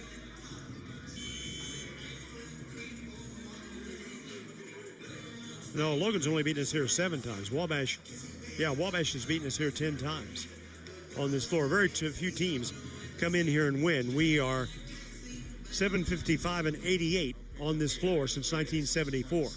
Now, Wabash can tie the game and grab the lead from the free throw line. In the person of Nazir Leonard, who is just 3 for 6 in the foul line of the game.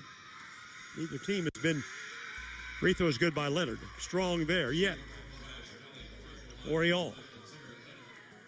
Again, a brand new game at 14-18 to play.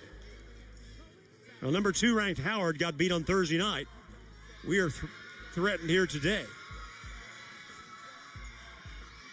Shots in the air, and this one is good. 41-40, Wabash has the lead. If we lose this game, Snow will go back to the number 1 spot. And now the timeout called by VU. We were in a trap there and couldn't get out of it. 41-40, Wabash has the lead. Back in 30 seconds. This broadcast is underwritten by German American Bank, a financial company offering banking, insurance, and wealth management services to individuals, families, and businesses. German American Bank serves customers in Indiana and Kentucky. More information about services and locations available at GermanAmerican.com. Well, Snow, Utah is 20-1. They beat Utah State Eastern 81-70 on the road on Thursday night. That's one of their conference games. So Snow, with one first-place vote a week ago, is at number 3 and maybe poised to return to the top spot if we don't pull this out against Wabash Valley. Snow is located in Ephraim, Utah, which is spelled the same as our Michael Ephraim. 14-11 to play in the game. Wabash leads 41-40. Leonard is on the floor along with Ty Ford. Sloss in the contest, Rafe Merriweather. And the fifth player is, well, we're inbound the ball here, is Ochugwu. He came back. This is Vassar with it. Outside the arc, drops it off to Williams.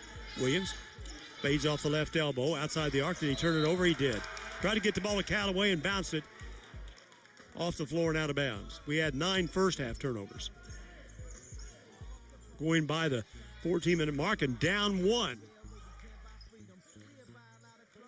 They start the ball to the right side, controlled by Leonard. Leonard out front. This is Byron McNeil. McNeil off the left elbow, jump shots off no good. Rebound taken down by Ochugwu.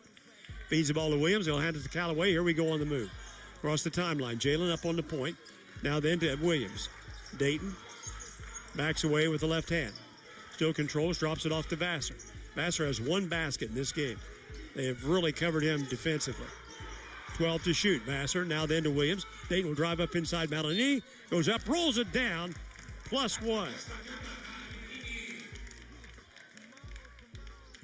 The foul is called on Rafe Merriweather. That's his 3rd personal foul. Malinini, who's 4 for 8 from the foul line, stands in. He hit his first 4s. He missed his last 4. Free throw's in the air, and this one is no good. Rebound is a loose ball, and last touched by Ochugwu. 41-40 is the score. Or, I'm sorry, 43-40. We've struggled at the with the scoreboard in the game. It is 41-40. 13:22 to play in the game. No, we're up 42-41. I'm not keeping running score. I'm relying on the scoreboard, and it's all over the place. That's troublesome. 13:20 to play. We lost a game in Chicago once because of an error on the scoreboard. Byron McNeil in between the circles. He'll drive on Vassar. He'll drive just inside the arc to the left. Now then Furlow. He'll throw the ball down inside and we get an offensive foul called on Sloss. Hooking. That's his 2nd foul. Gives the ball back to Vincennes with 13:05 to play in the game.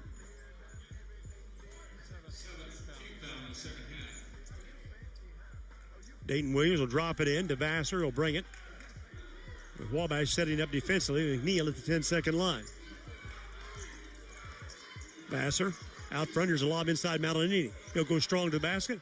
He has the ball taken away, and we get a held ball. Alternating possession, a turnover on Malinini.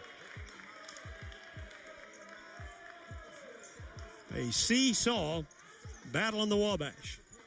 On the frozen Wabash. It may not be yet, but it's certainly going to be in the next week. You can walk across from Indiana to Illinois. Byron McNeil in between the circles. He'll drive back to the right. Now gives it up to Furlow. Inside, this is Sloss. Spins around, puts a shot up. No, but he's fouled. It should be tagged on Dayton Williams. No, they're going to ship this to Vassar. That's his 2nd foul. With 12:40 to go. And Josiah Sloss, a 69% shooter at the line. He's 2 for 2 in the game for his only score. Free throw by Sloss is in the air, and it's no good. The game today is not a textbook free throw shooting drill. This is not an instruction manual on how to win games to the foul line. Diaby checks back in. Leonard will take a break. One more free throw here by Sloss to tie the game at the 12:40 mark. Shots in the air, and this one's good. So here we go. Rafe Merriweather. The longer they stay in the game, the higher Wabash Valley's confidence level will rise. And they're playing pretty confidently already. 42 all. With 12 and a half to go. This is Vassar. Vassar works it down with the dribble. At the point. Runs by the screen inside Malinini. He'll turn to the basket inside, banks it up and scores. Again, they're pressing us outwardly. And Malinini has 18 huge points. It gives the Blazers the lead, 44-42 at the 12-16 mark. Malinini's high was 23 at Lakeland. This is McNeil, drives by the screen set by Merriweather. Now Furlow, he'll lob it inside, throws it away. Williams has got it. Dayton with the left hand quickly across. Works it outside the arc. Now it comes to Vassar. Vassar will have the media timeout on the next dead ball. Vassar in the big circle. Works it down with the dribble. Bounces off right side to Callaway. Callaway outside inside to Malinini. One time down with the dribble. Now he's doubled up, and did he travel? He did. I think he hesitated 1 second too long. He should have taken that first shot. And he'll be replaced by Ephraim on the floor. Now then, Michael's got a big job ahead of him. He needs a rebound down there. And he's scoring the basket. He's had trouble doing that this season. We lead by only 2 with McNeil attacking for Wabash Valley. And we get a foul on Vassar. Third foul on Dre Vassar. You can kind of see the shoulders of Vassar. Frustrated. It'll be out of bounds to the Warriors. That's our 5th foul. Both teams now have 5 fouls in the second half. Ty Ford inbound the ball into McNeil. Quickly goes left to Merriweather, deep outside the point. Now deep to the corner. Here's a turnover. Trying to drive right. Ford stepped on the sideline out of bounds. So we get another break on a Warrior turnover. And we got the media timeout. Trailblazer scoreboard written by Lou Fuse. Chrysler Dodge Jeep Ram. 1270 South Hart Street Road. Vincennes 44. Wabash Valley 42. Back in 1 minute. Support for this station is provided by the Vincennes University Foundation. At VU, your passion meets our purpose. The foundation assists alumni and friends in turning their love for learning, the arts and sciences, or technology into a legacy that supports student success. Together, we're creating opportunities for the next generation of trailblazers, because once a trailblazer, always a trailblazer. Funding for Vincennes University basketball on WVUB is provided through support from Lindsay Wealth Management at 2801 North 6th Street in Vincennes. Lindsay Wealth Management offers financial planning and investment services. More information available at lindsaywealth.com or by phone at 812-316-2079. Long time to go here, 11:28, and a 44-42 Blazer lead as Wabash threatens our undefeated season. We are 19-0 coming into this basketball game. And going into the day, we were only 5 wins behind Hutchins as the all-time JUCO leader. This is the 5th best start in Trailblazer history, rivaling the 67-68 team, which won 19 in a row before losing at Southeastern Iowa in Burlington.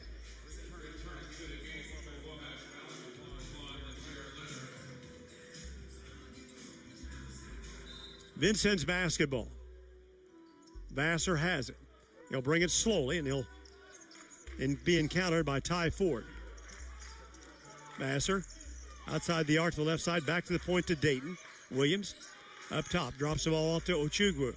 Now then to Vassar. Vassar fakes right, drives left. Gets inside, out deep. Here's Williams, shot fake, drives it up inside, skip move to the basket, puts it up short. Rebound taken down by Williams, and he falls down, loose ball scramble. He pushes the ball out to Ochugwu. He had bodies everywhere. To Vassar for 3. Oh, I thought it was going to go. Rebound deflected. Another opportunity off an offensive rebound. Comes to Ochugwu, and we've got it back. This is Callaway. Now he'll drive left of the lane. In the lane, pushes it out to Ephraim. Michael, one time down and drops it off to Prince. Prince across the lane, gives it up to Vassar. 3 to shoot. Vassar for 3. Got it! Just ahead of the shot clock. And we lead 46-42. Now then Ford. From the 10-second line, passes the ball left to Diaby. Rotates out front and nearly turned it over. Diaby guarded by Ochugwu. He'll spin against him down the right side of the lane. Gets to the baseline. Now picks up his dribble. He tries to spin back inside. Throws the ball low off the baseline. Furlow. Turnaround shot no good. Rebound by Williams. Dayton lets the crowd clear up to the half court to Vassar. Vassar with the right hand outside the arc in between the circles. Puts it down with the dribble. Guarded by Nazir Leonard. He with a lot of motion trying to get the open man. Here's Williams. Williams inside. Puts the shot up short. Rebound Ephraim in the lane. Backs it out. Ephraim pushes the ball off to Ochugwu. Now then Vassar. Vassar bumps the defender. 5 to shoot. Vassar will pull up at the left elbow. No, we're not going to get it away. Vassar puts up an air ball. It'll be out of bounds to Wabash Valley. That last rebound by Ephraim, that had been Malinini. He would have gone back to the basket. But you can see Ephraim did not have the confidence. Push that ball back out of the lane. Wabash Valley basketball. With 9:35 to play in a 4-point ball game. Across the timeline. Ball is controlled by Ford. Diaby on the weave, Leonard. Leonard works against Williams. Turns it over. Just simply lost the handle. Here's Vassar in transition to Dayton Williams. Inside, they bump, and he gets fouled. He'll shoot 2. Foul is on Leonard, and that's Nazir Leonard's 3rd foul, all in the second half. We'll send Dayton Williams to the free throw line. The sophomore from Louisville Butler, a 60% free throw shooter, averaging just under 17 points per game. Second leading scorer in the region. Free throw by Dayton is good. And he's now 1 for 5 from the foul line in the game. Stretches the Blazer lead to 47-42. Spear checks in, replacing Diaby. One more free throw here by Williams. We've missed 6. 11 free throws in the game, now 12. Ball is deflected, taken by Ochugwu. Another reprieve for the offense. 9:11 to go. Here's Vassar. We really need a basket right here. We need something big. Here's Vassar. Off the left side, Callaway for 3. Got it! Blazers bump the lead to 50-42, our biggest lead of the game, inside 9 minutes to play. Now the Warriors return. Here's McNeil. And McNeil, they get a screen and a foul. This foul, setting the illegal screen, was on Furlow. And Terrence McGee has got the sense the change in momentum here threatens his team. Williams will stand just to the left of Coach McGee to inbound the ball. I think he was an assistant at SEMO, is that correct? In Missouri before he came to Wabash Valley? Checking in for the Trailblazers will be Flavio Jean replacing Vassar. This will be the first time in 4 games Flavio's played. He's got a big role here. 1-on-1 against McNeil. He'll bring another dribble across the timeline. And now then McNeil gets too close, picks up the foul. That's his 3rd. And this will send Flavio to the free throw line. Flavio is 6 out of 8 from the foul line on the season, averaging just 1.4 points in 10 games prior to today.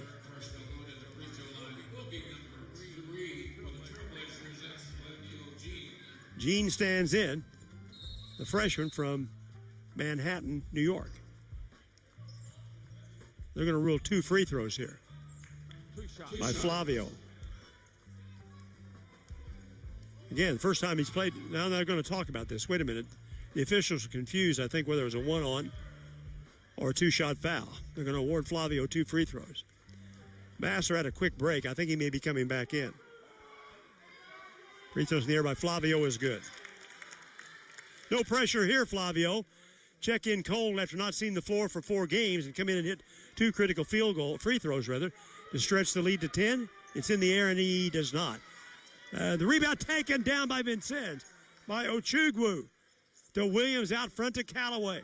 Callaway between the circles. He'll drive to the elbow left. Mishandles, recovers. Bounces the ball off to Williams. Dayton, 1-on-1. He'll drive inside against Sloss. Lifts it up to the basket. Scores! Dayton Williams gets only his 2nd basket. The Blazers lead 53-42. 8:18 to play in the game. Byron McNeil in between the circles. Outside the arc. Left to the elbow. Now comes back right. This is Ford. Drives up inside. He'll throw it up. No, but he gets fouled. Ball did not go down. And we get Williams with the foul. That's his third personal foul. This has been a very physical basketball afternoon. With Ty Ford, who's 0 for 2 from the line, standing in now with 8:06 to play in the game. Both teams have 4 of their own timeouts left. Free throws in the air, and it's no good by Ty Ford. Again, this is not a free throw shooting clinic. And Flavio Jean checks out, replaced by Vassar.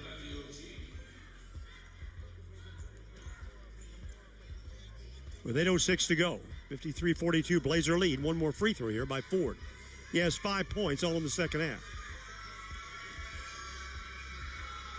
Ty Ford, ball's in the air, and this one's good. 10-point game, 43 Vincennes. Ray Vassar brings it up to and across the 10-second line. The left-handed dribble away from the defender, who is Leonard, now backs it out.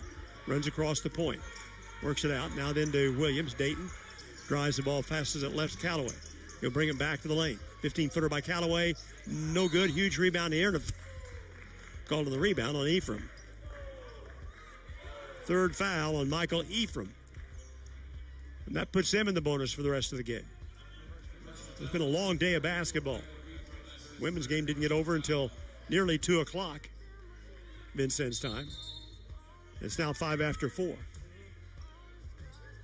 Now what are we doing here? Are they going to give Wabash the ball out of bounds? They're going to say it was a player control foul. So Wabash will get the ball with a chance to run the offense. And now we got another timeout. Media timeout. Trailblazer scoreboard written by Lou Fuse, Chrysler Dodge Jeep Ram. 1270 South Hart Street Road. 7:45 to play. Blazers 53. Wabash 43. Back in, you guessed it, 1 minute. Support for this broadcast is provided by Ewing Printing Company, where they have served the Vincennes area for 107 years, offering graphic design and full-color printing services. Ewing prints and designs a variety of items, including car and truck wraps. They also offer direct mail advertising. Underwriting support for this Trailblazer broadcast is provided by El Corral Mexican Restaurant and Bar, located at 630 Kimmel Road in Vincennes and 427 West 11th Street in Bicknell. El Corral offers a menu that includes tacos, fajitas, and quesadillas. El Corral opens daily at 11 a.m. at both locations, with takeout available. The Vincennes phone number is 812-895-9422, and in Bicknell, 812-757-4224. Blazers go on the road on Wednesday night, a doubleheader. 6 o'clock will be the women's game, Vincennes time, against the undefeated Swick women, followed by the men's game at 8. I'll be on the air with the broadcast at 7:30 the next Saturday. Doubleheader, Logan will be in town.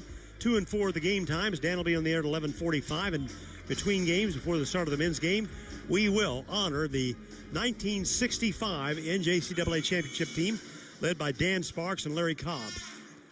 Some of those members have unfortunately passed away, but hopefully many will return for recognition they so richly deserved. VU had never been to the national tournament ever until 1965, and they won it all, beating Southeastern Iowa, Burlington then, 80-76 in the championship game. So back to reality, 53-43, Blazers by 10. There's a shot fake off the left side by Leonard. Elbow left side jump shot's good. Tough shot. 53-45. Every possession now for each team becomes critical.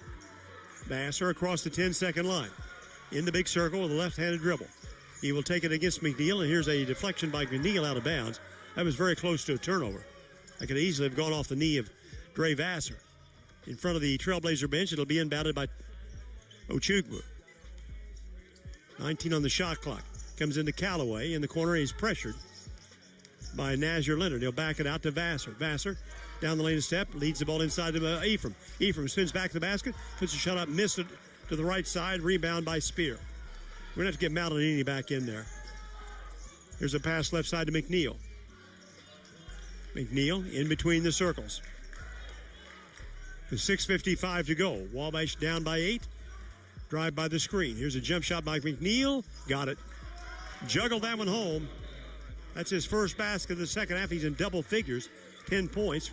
Double figures for the 6th time this season. Now they've closed it to a 53-47 game. With 6:36 to go. That 11-point lead is melted away. There's a pass on the right side to Ochugwu. They'll rotate to the lane to Callaway. They back that zone in just a little bit. Here's Ochugwu with his back to the basket. Works the ball to the right side. Jump shot by Ochugwu. Got it! Huge basket by Prince Ochugwu, the transfer from Colin, Mississippi. 55-47, moving toward the 6-minute mark. Byron McNeil runs around the screen. He'll drive it up inside. Lays the ball out. We get a block by Ephraim. Lead pass. Callaway inside. Shot blocked on a great defensive play by Diaby. And Malinini will check back in and replace Ephraim. It'll be VU ball with Ochugwu out of bounds. It's not difficult to get your mindset and enthusiasm high to broadcast a game like this between these two rivals. The 91st time they played, and I've called most of them. Here's Vassar for three. Got it! Off the inbound speed, and Vassar drills his second tray of the second half. Blazers back to an 11-point lead, 58-47. 5:45 to go. Working the ball is McNeil across the point. Off the left elbow, now then Diaby. Diaby works it down inside. Here is Furlow, turns, shoots, and scores.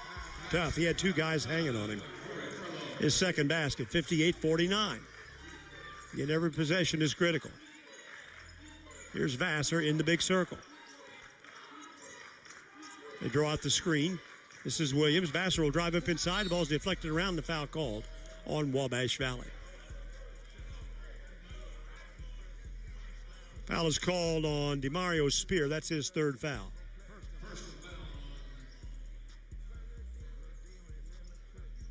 This is the 91st game we played against Wabash Valley. I've done every game except one since the 82-83 season.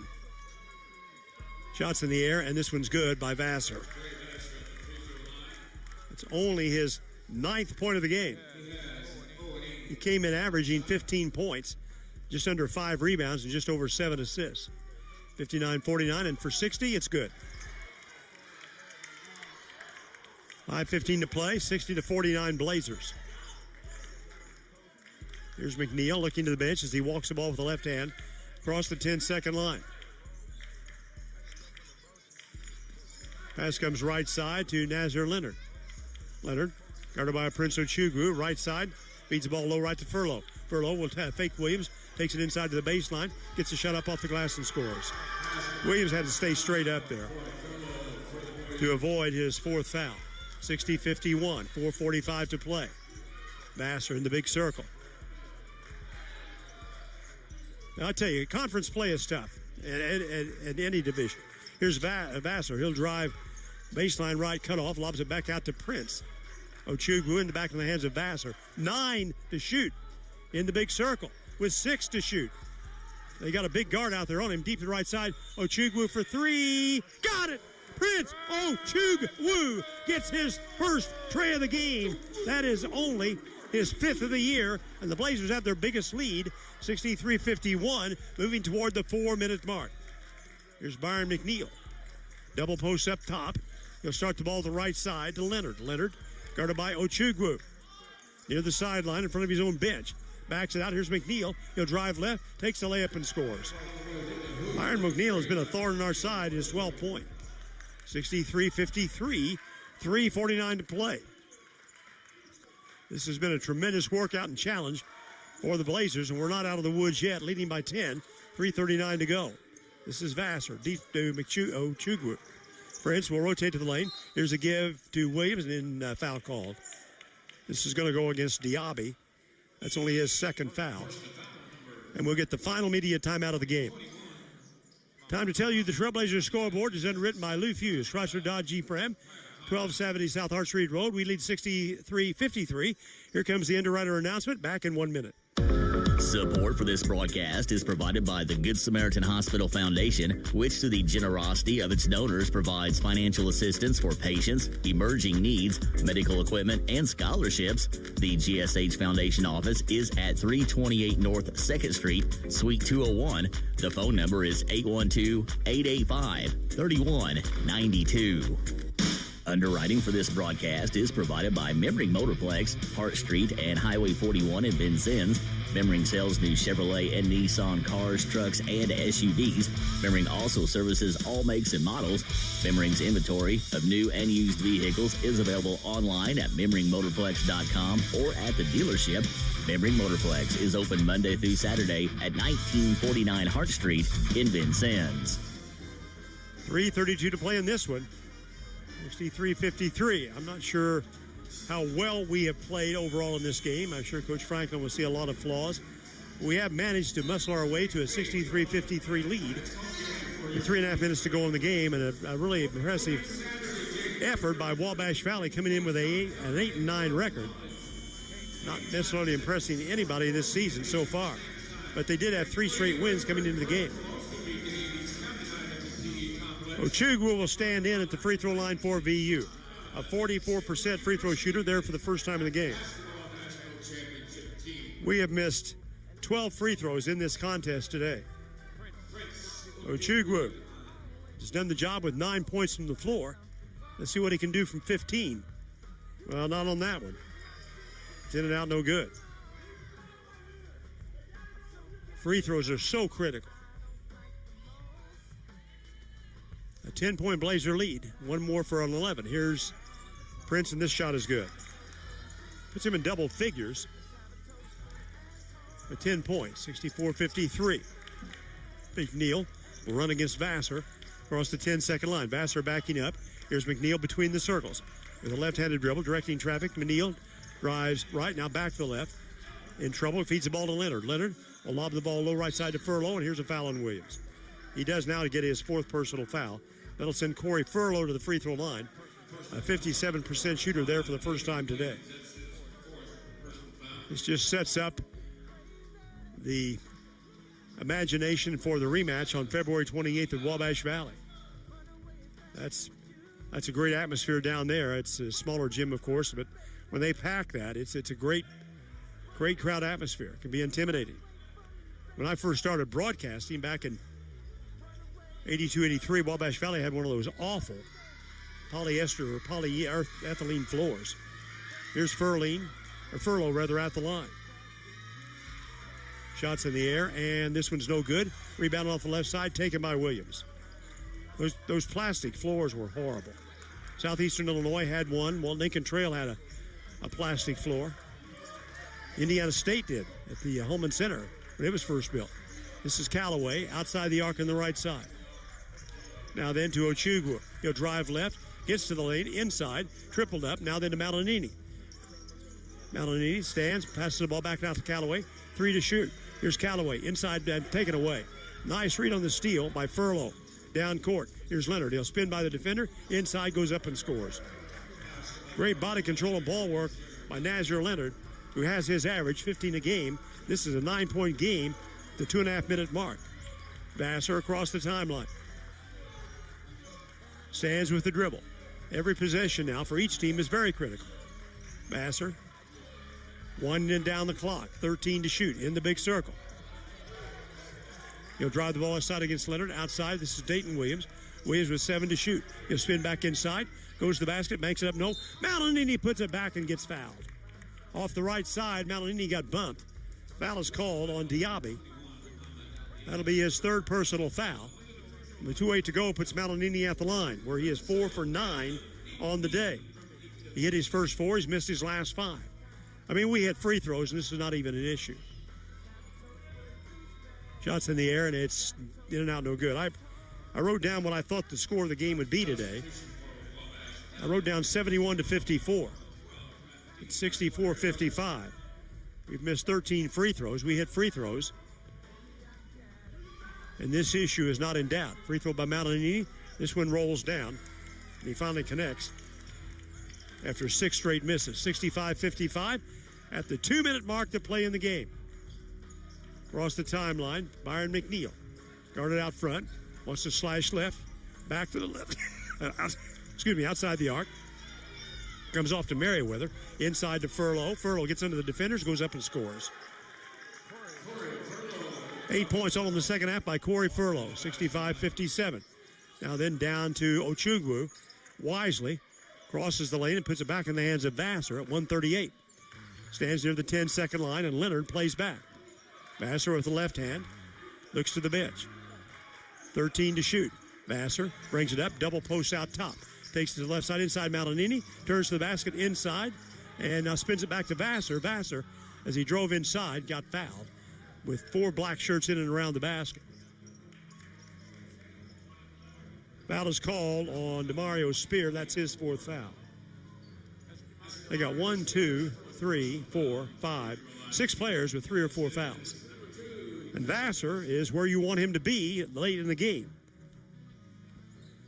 He's 2 for 2 from the line, has 10 points today, and there's number 11. It was reluctant, juggled around, came up and went down. And timeout called by Terrence McGee. 1:20, 80 seconds to play in the game. Trailblazers scoreboard underwritten by Lou Hughes, Chrysler Dodge Jeep Ram, 6657 Vincennes, back in 30 seconds. Funding for Vincennes University basketball on WVUB is provided through support from Vincennes Water Utilities at 403 Busserin Street. Vincennes Water Utilities offers various payment options, including paperless billing and 24-hour online access. Office hours are 7:30 a.m. to 4 p.m. Monday through Friday, and the phone number is 812-882-7877. Blazers going for number 20. That would make us solely number 5 best season start by VU. Hutchinson's at home tonight playing Butler. Butler's ranked, so hopefully Hutch will lose and we'll be 4 games behind. I said on Wednesday night, one thing I would like to do in my last year is say we are the number 1 all-time winning JUCO program in history.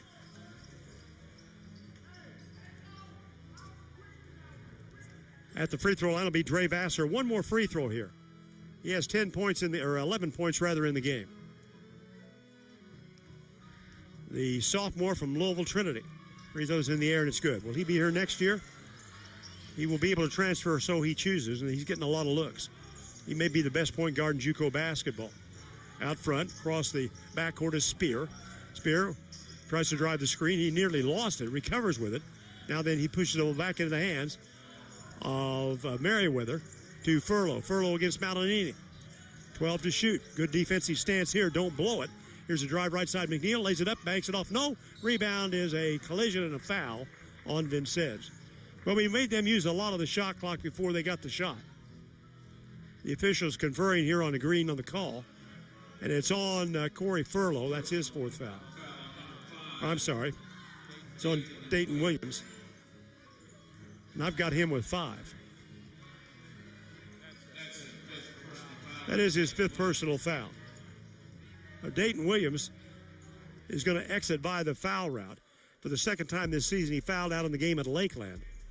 That's only the 7th foul out we've had this year. With 57 seconds to go. And Mario Spear, who has not scored in the game, stands in. A 52% free throw shooter on the year. You feel good now with a 10-point lead with 57 seconds to go. But in 54 years, I've seen a lot of wild finishes. Free throw by Spear is good. 67-58. 3-possession Blazer lead. Regardless of the outcome of this free throw, it still will be. This free throw is no good, and a rebound by Ochugwu. Nice block out in the lane. Into the hands of Vassar, who now will use as much of the 24 seconds left on the shot clock as he can. They rush Vassar as the ball deflected. A 10-second call gives the ball back to Wabash Valley. 46.3 seconds to go. You know they're going to get the ball in the air as quickly as they possibly can. It'll be out of bounds for Spear in front of his coach to inbound for the Warriors. Now the officials are conferring again. Jackson Strong and Kenny Ludlow are discussing something. They give the teams a chance to come over and get some information from the coaches. Well, whatever it is they agree on, now we're going to play.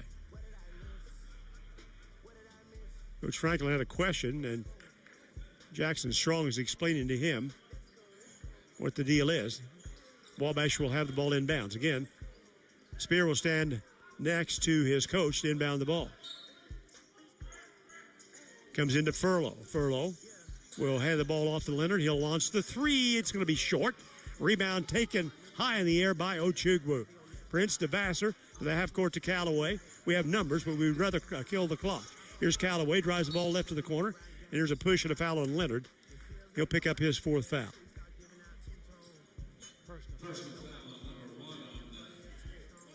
So if I were Red Auerbach, the late historic coach of the Boston Celtics, would I be lighting up the cigar now?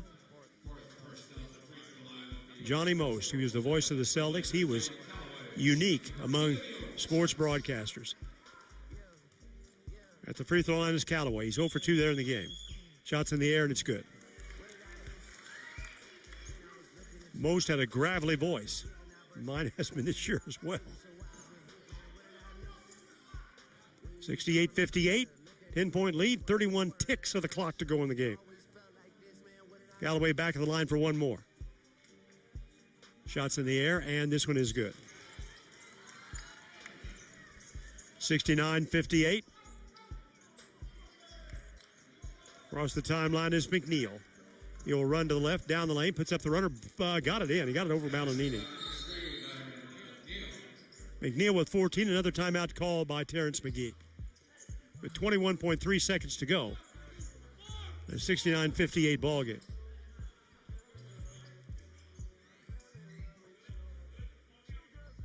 Here's Malinini inbound the ball. Comes into Vassar. He's trapped. Feeds the ball. Well, it's deflected out of bounds. We'll get it back across the way. 18.9 to go. 69-60. They've been slow on the scoreboard all day long. I'm not keeping running score, so I rely on that to be correct, and I've been off. This is Montez. Inbounds the ball to Vassar. Vassar to Callaway across the timeline. Callaway out front at the sideline. Still being pursued with 10 seconds to go. Callaway now will back it away, and we'll just stand and hold the ball. And finally, we get a timeout called by VU with 3.6 seconds to go. Callaway was in trouble there. He had nowhere to go with it.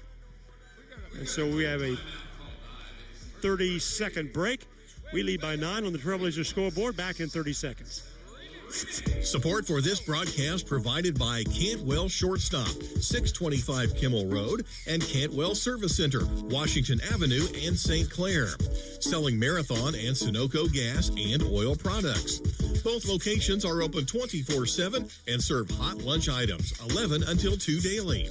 Cantwell Shortstop and Cantwell Service Center, serving Vincennes since 1968. Well, welcome back again. The Blazers trying to close out their 20th win of the season. 69-60, 3.6 seconds to go. And prevent Wabash from winning their 11th game on this floor. Ochugwu in front of Coach Franklin will inbound the ball to Callaway.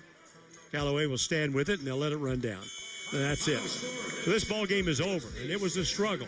But the Blazers remain undefeated, will remain number one after today's win over arch rival Wabash Valley. The final score on the Trailblazer scoreboard, underwritten by Lou Hughes, Chrysler Dodge Jeep Ram, Vincennes 69, Wabash Valley 60. Back in 2 minutes.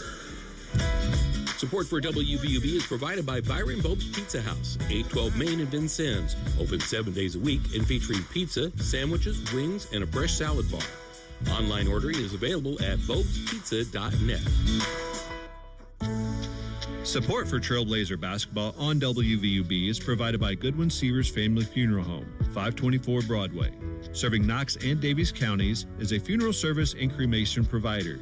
Goodwin Seavers Family Funeral Home offers services that will help tell the story of a life, with service options that honor each family's traditions and wishes. Underwriting support for this broadcast is provided by Holmes Plumbing Supply, 1690 Hart Street in Vincennes. They do complete bathroom remodeling projects and feature Lennox systems and Bradford White water heaters. They also do sewer line installation. Their phone number is 812-882-1865.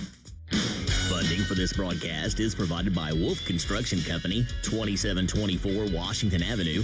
They offer new residential and commercial construction plus renovation services. Wolf's current projects include work at the Red Skelton Museum and Godare Hall on the VU campus, Good Samaritan Hospital, and Lincoln High School. The phone number for Wolf Construction Company is 812-882-2260. Support for this broadcast is provided by Culver's Restaurant, 7 Executive Boulevard in Vincennes. Culver's menu features fresh frozen custard, milkshakes, butter burgers, and French fries. Culver's is open 10:30 a.m. until 10:30 p.m. daily. Support for this broadcast is provided by First Vincennes Savings Bank with inside banking locations at 615 Kimmel Road and 2612 North 6th Street, plus ATM services at 3rd and Vigo, Kimmel Road, and ITM service in Monroe City. More information is available at frsb.net and by phone at 812-885-9018. Member FDIC. 69-60 the final score, and the Blazers go to 20 wins and no losses on the season. For Wabash Valley, now 8-10. We stopped their 3-game winning streak. Nazir Leonard wound up with 15 points. That is his season average. He was 5 out of 8 from the free throw line, 15 points. Ty Ford, who started, had 2 second-half field goals and a second-half free throw. He was 1 for 4 from the line, scored 6. Byron McNeil, great job off the bench. 8 points in the first half, 6 in the second, total 14. Corey Furlow, 4 field goals, all in the second half. Missed a free throw and scored 8 points. Rafe Merriweather had a first half basket, scored 2 points. Mohamed Diaby was a factor in the first half. He had 11 first half points, 5 field goals, and a free throw out of a 3-point play. Again, he scored 11. That's what he ended up with. Josiah Sloss off the bench, 3 out of 5 from the free throw line and wound up with 3 points. DeMario Spear, 1 for 2 from the free throw line, scored 1 point. I had them 10 out of 20 from the free throw line. Again, this was not a free throw shooting clinic on the day. We led at halftime 34-30 and throughout the second half, but didn't really stretch it out until late, and Wabash fought it all the way to the end of the game. For Vincennes, Elijah Lovemore did not play. Dre Vassar had 2 field goals, 4 for 4 from the free throw line. He had 10 points on, 12 points on the day. 10 of those came in the second half. He had 1 first half field goal, 3 total. He had 2 of our 5 threes in the game, 4 for 4 from the free throw line. Flavio G, he came in, hit a critical free throw, scored 1 point. Jalen Callaway, 5 field goals, including 2 trays, 2 for 4 from the line. Callaway wound up on the day with 14 points. Dayton Williams held to just 5 points this afternoon, well off of his average of 17.7. He was just 1 for 5 from the free throw line. Alex Montez had 5 points all in the first half, a basket, 3 for 3 from the line. Prince Ojukwu, 3 field goals from 2-point range. He had a single tray, a huge one late in the game, 1 for 2 from the line, and Prince wound up in double figures on the day with 10 points. For Michael Ephraim, he played, did not score, and Lorenzo Malanini turned out to be the game's leading scorer. He had 7 field goals. He was 5 out of 11 to the free throw line. They scored 19 points. 9 of those 19 came in the second half. The Blazers wound up, if my totals are correct, 17 out of 31 from the free throw line on the afternoon. Still, free throw shooting continues to be a struggle for this Trailblazer basketball team. So we win it to go 20-0, and that was after the Lady Blazers picked up their 13th win of the season, 76-65, and both teams will be in action on Wednesday night at Southwestern Illinois. Game times will be at 6 and 8. Broadcast of the men's game will commence at 7:30, and the tip-off at 8 o'clock against the Southwestern Blue Storm, coached by, of course, coaching legend Jay Harrington, also, like Coach Franklin, a member of the NJC AA Hall of Fame. Still waiting for Coach Franklin for his post-game comments. We win 69-60 back in 2 minutes on WVUB.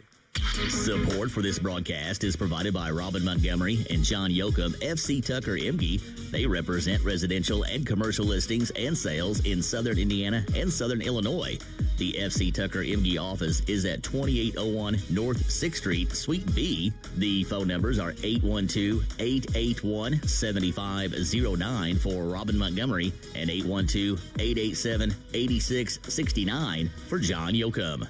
Support for this broadcast is provided by Walker Hughes Insurance, formerly United Insurance Services, 509 Main Street, representing many insurance carriers, including Auto Owners Insurance for home, auto, farm, and business needs.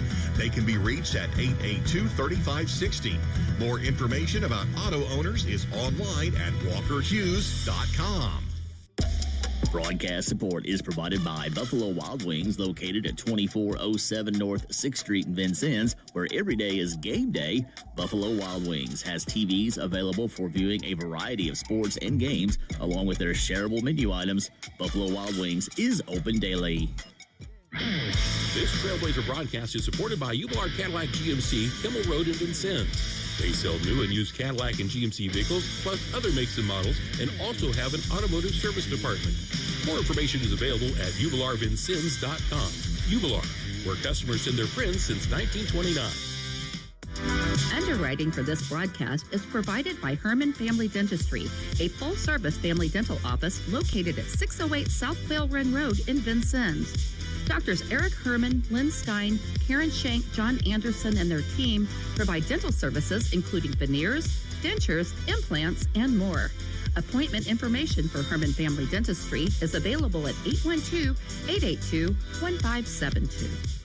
I want to take a moment to mention, I mentioned during the broadcast, we were at in Columbia, Tennessee on January 2nd, ready to go to the basketball game, leaving the parking lot of the hotel. My wife unfortunately fell and was injured. We were able to, on the way home, my daughters came down and helped us out. But on the way home, she was able to get in touch with Dr. Karen Shank and Rachel Beeman and the staff at Herman Family Dentistry, and their attention was just outstanding. I cannot thank them enough.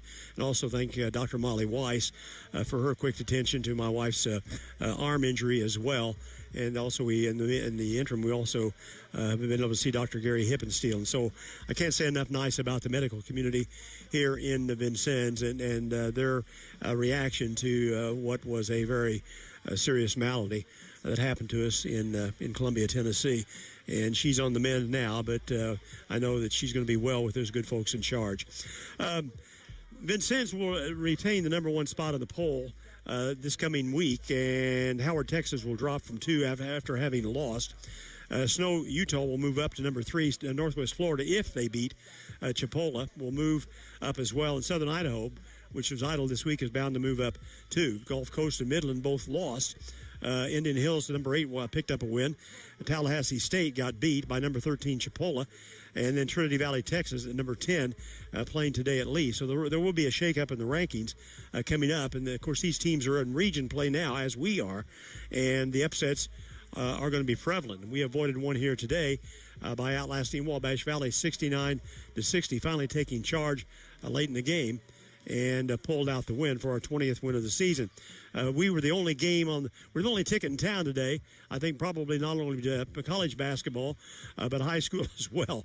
With the threatening weather, may have been a couple of high school games moved up to beat the snow, which I now see still falling through the glass doors at the far end of the PE complex. But if we get the major snow that they're talking about, it's going to disrupt a lot of activities for the rest of this coming week. Coach Franklin is on his way up. Time to tell you the Trailblazer scoreboard, or Trailblazer postgame comments with Coach Franklin, underwritten by those great folks at Good Samaritan Hospital, provider of athletic training services for Vincennes University. Back in 30 seconds. Support for WVUB is provided by Good Samaritan. A healthier year starts with the right care team. A provider at Good Samaritan can help you take charge of your health. More information on providers can be found at gshvin.org/find-a-provider. Coach, first of all, thank you for your kind words during the pregame ceremony. I appreciate what you say. I appreciate you putting up with me for the last 16 years, and all the other coaches as well. Coach Sparks and David Ragland and Everett Sullivan. It's been a blast. I couldn't be luckier. Well, they cut off some of the stuff I said. I won't tell you if it's good or bad. But it's been an honor to work with you, Dave. You're the best. Thank you. And people say things on nights like this, and whether they half mean them or not, no, you're the best. You're the best. I don't know who could have ever been better in JUCO that's ever done this, for sure. And I tell people when we say JUCO, I mean, you could go to any level. You could be the voice of whoever. Indiana, Purdue, it wouldn't make any difference. You would be outstanding. So it's been an honor to work with you. All right, so today, at this time of the year, we're in region play. You're going to get everybody's best shot. Yeah. And we certainly got that today from Wabash Valley. As well as they played against us today, and I'm sure we didn't play as well as you wanted, but they would not have only won 8 games had they played like this for the entire season. Well, there's 2 parts to that. They're right at 500, 8-9. They came in here winning 3 district games in a row, and they won a really good win at Lincoln Trail. They won by 12 over there. So you knew they were playing pretty well, because I think Lincoln Trail's got a nice squad and go beat them at their place. But I knew Coach McKee was going to have them ready. This game, if you ask our guys, was exactly what I told them. It's going to be a fist fight. They've had a week to get ready. They won 3 straight, and also in that they've played a very good schedule. I mean, they're one of the teams in the league that's gone out and played people, and they've had some good wins. They've struggled to put the ball in the hole, and they struggled to find their real consistent identity. And I think they've done that, and they're just going to be what they're going to be here. They're going to be tough. They're going to be physical. They're going to attack you at the spots where they get you one-on-one off some actions, and then go at you and try to really crash the glass. They're going to try to play physical through you. And, that's what we anticipated. So it wasn't really a surprise. And they mixed defenses a little bit today. So we really weren't surprised. But if you go 17 for 34 from the foul line, and you're playing somebody like that that's playing that hard and physical and determined, it's going to be hard to get away from them. And that's kind of what went on. They pushed that zone almost to the bleachers. I mean, we were effective getting the ball inside, but as soon as we did, Malinini probably has some major bruising after the beating. Yeah, he gets an interesting whistle. They allow him to get beat on pretty good in this league. Maybe he needs a little better, but he just got to get a little tougher. He's got to get a little bit better fundamentally on it. He's got to get his ball chin quicker on the catch. Got to get his chin up and get that chin to the rim faster. So he's in position and use his body to protect himself a little bit. And then there's just a lot of plays in there you just didn't finish. I mean, that really weren't that tough. I mean, there's some tough plays, and there were some plays could have got finished. And obviously we just, 17 to 34 at the line. We're spending a lot of practice time at the end on it and get in the gym all the time. And we're not going to win any championships if our guys don't get in and get serious about hitting free throws. Because, if you hit any kind of percentage today, even though it would have been a tough, grinded out win, it's a whole different kind of deal, if you just did that. And, we didn't. But, we found a way to fight it. I thought Prince was really good down the stretch. Some big baskets. Not only big baskets, but he just goes in and keeps those plays live. He had 3 or 4 tremendous offensive rebounds. And, those are killers, when you're trying to fight, down 8 or 9 or 10 if you're them. And he had several. And then, he's shooting the ball better. Even the ones he's missing, like at all the other night, he missed a couple that looked like they had a chance. And tonight, he hit a couple. And, one was a nice little pull on the baseline, 1-3 from that corner. If he can continue to grow on that, he's going to be key. I thought Dre fought it pretty good after a rough start. He had some rough turnovers early. But he fought against the goal guard at the top and the ball screens all night and, hit some shots when we had to have some things that get you some separation. I thought Big Mike gave us some good things. He's building. There's moments. And he just needs a little bit more confidence to finish some things inside. But he's coming on a little bit. There was one rebound he got in the lane, and if that had been Malinini, he would have gone right back to the basket. Now, he hesitated and passed the ball back to the basket. He did. He's trying to do the right thing, and he wasn't confident enough himself to just get it. Again, chin the ball, get your chin pointed to the rim, right, and then get prepared. If you put it down, somebody's going to get on it, right? Get your butt down, your chin up, and the ball protected, and then explode up and finish. But I do think he's moving forward. I do think that he's getting better, and he gave us some things today. I mean, he blocked a couple shots, and I thought he gave us some valuable minutes. And finally, going forward, it's Wednesday night down at Swick, and I talked with Jay earlier this week. He had 8 guys coming back, 8 or 9 guys from last year's team, and he's frustrated with the way his team has played. But I know we're going to get their best shot, and we may get more of the same physical play down there. Oh, I'm sure we will. I mean, they're going to try to go at us, and people are going to try to go at us at the 4 spot a little bit with Dayton when we played a little smaller. And tonight he just needed to get low when they were off the block on the catches and be a little tougher, more disciplined. And then when they tried a little, mid-post post-ups, he just needed to get low and get in front of them. I mean, they weren't. If he fronted them, it was over. They had no play, but. We'll work on that and see if we can get a little better. Coach, congratulations on 20-0. Thanks, Dave, and congratulations on your career, thank you, man. sir. I appreciate it. Story of today's game, the Trailblazers got it out. A 69-60 win here at home over Wabash Valley. Again, for our 20th win of the basketball season, led by Lorenzo Malinini. We had 19 points, 14 from Jalen Callaway, 12-point game out of Dre Vassar, and 10 points by Prince Ojukwu. Again, Wednesday night at Belleville against Southwestern. Broadcast time at 7:30, tip-off at 8 o'clock as the Blazers try to continue their undefeated season. I'm Dave Hunter. Good afternoon from Vincennes University.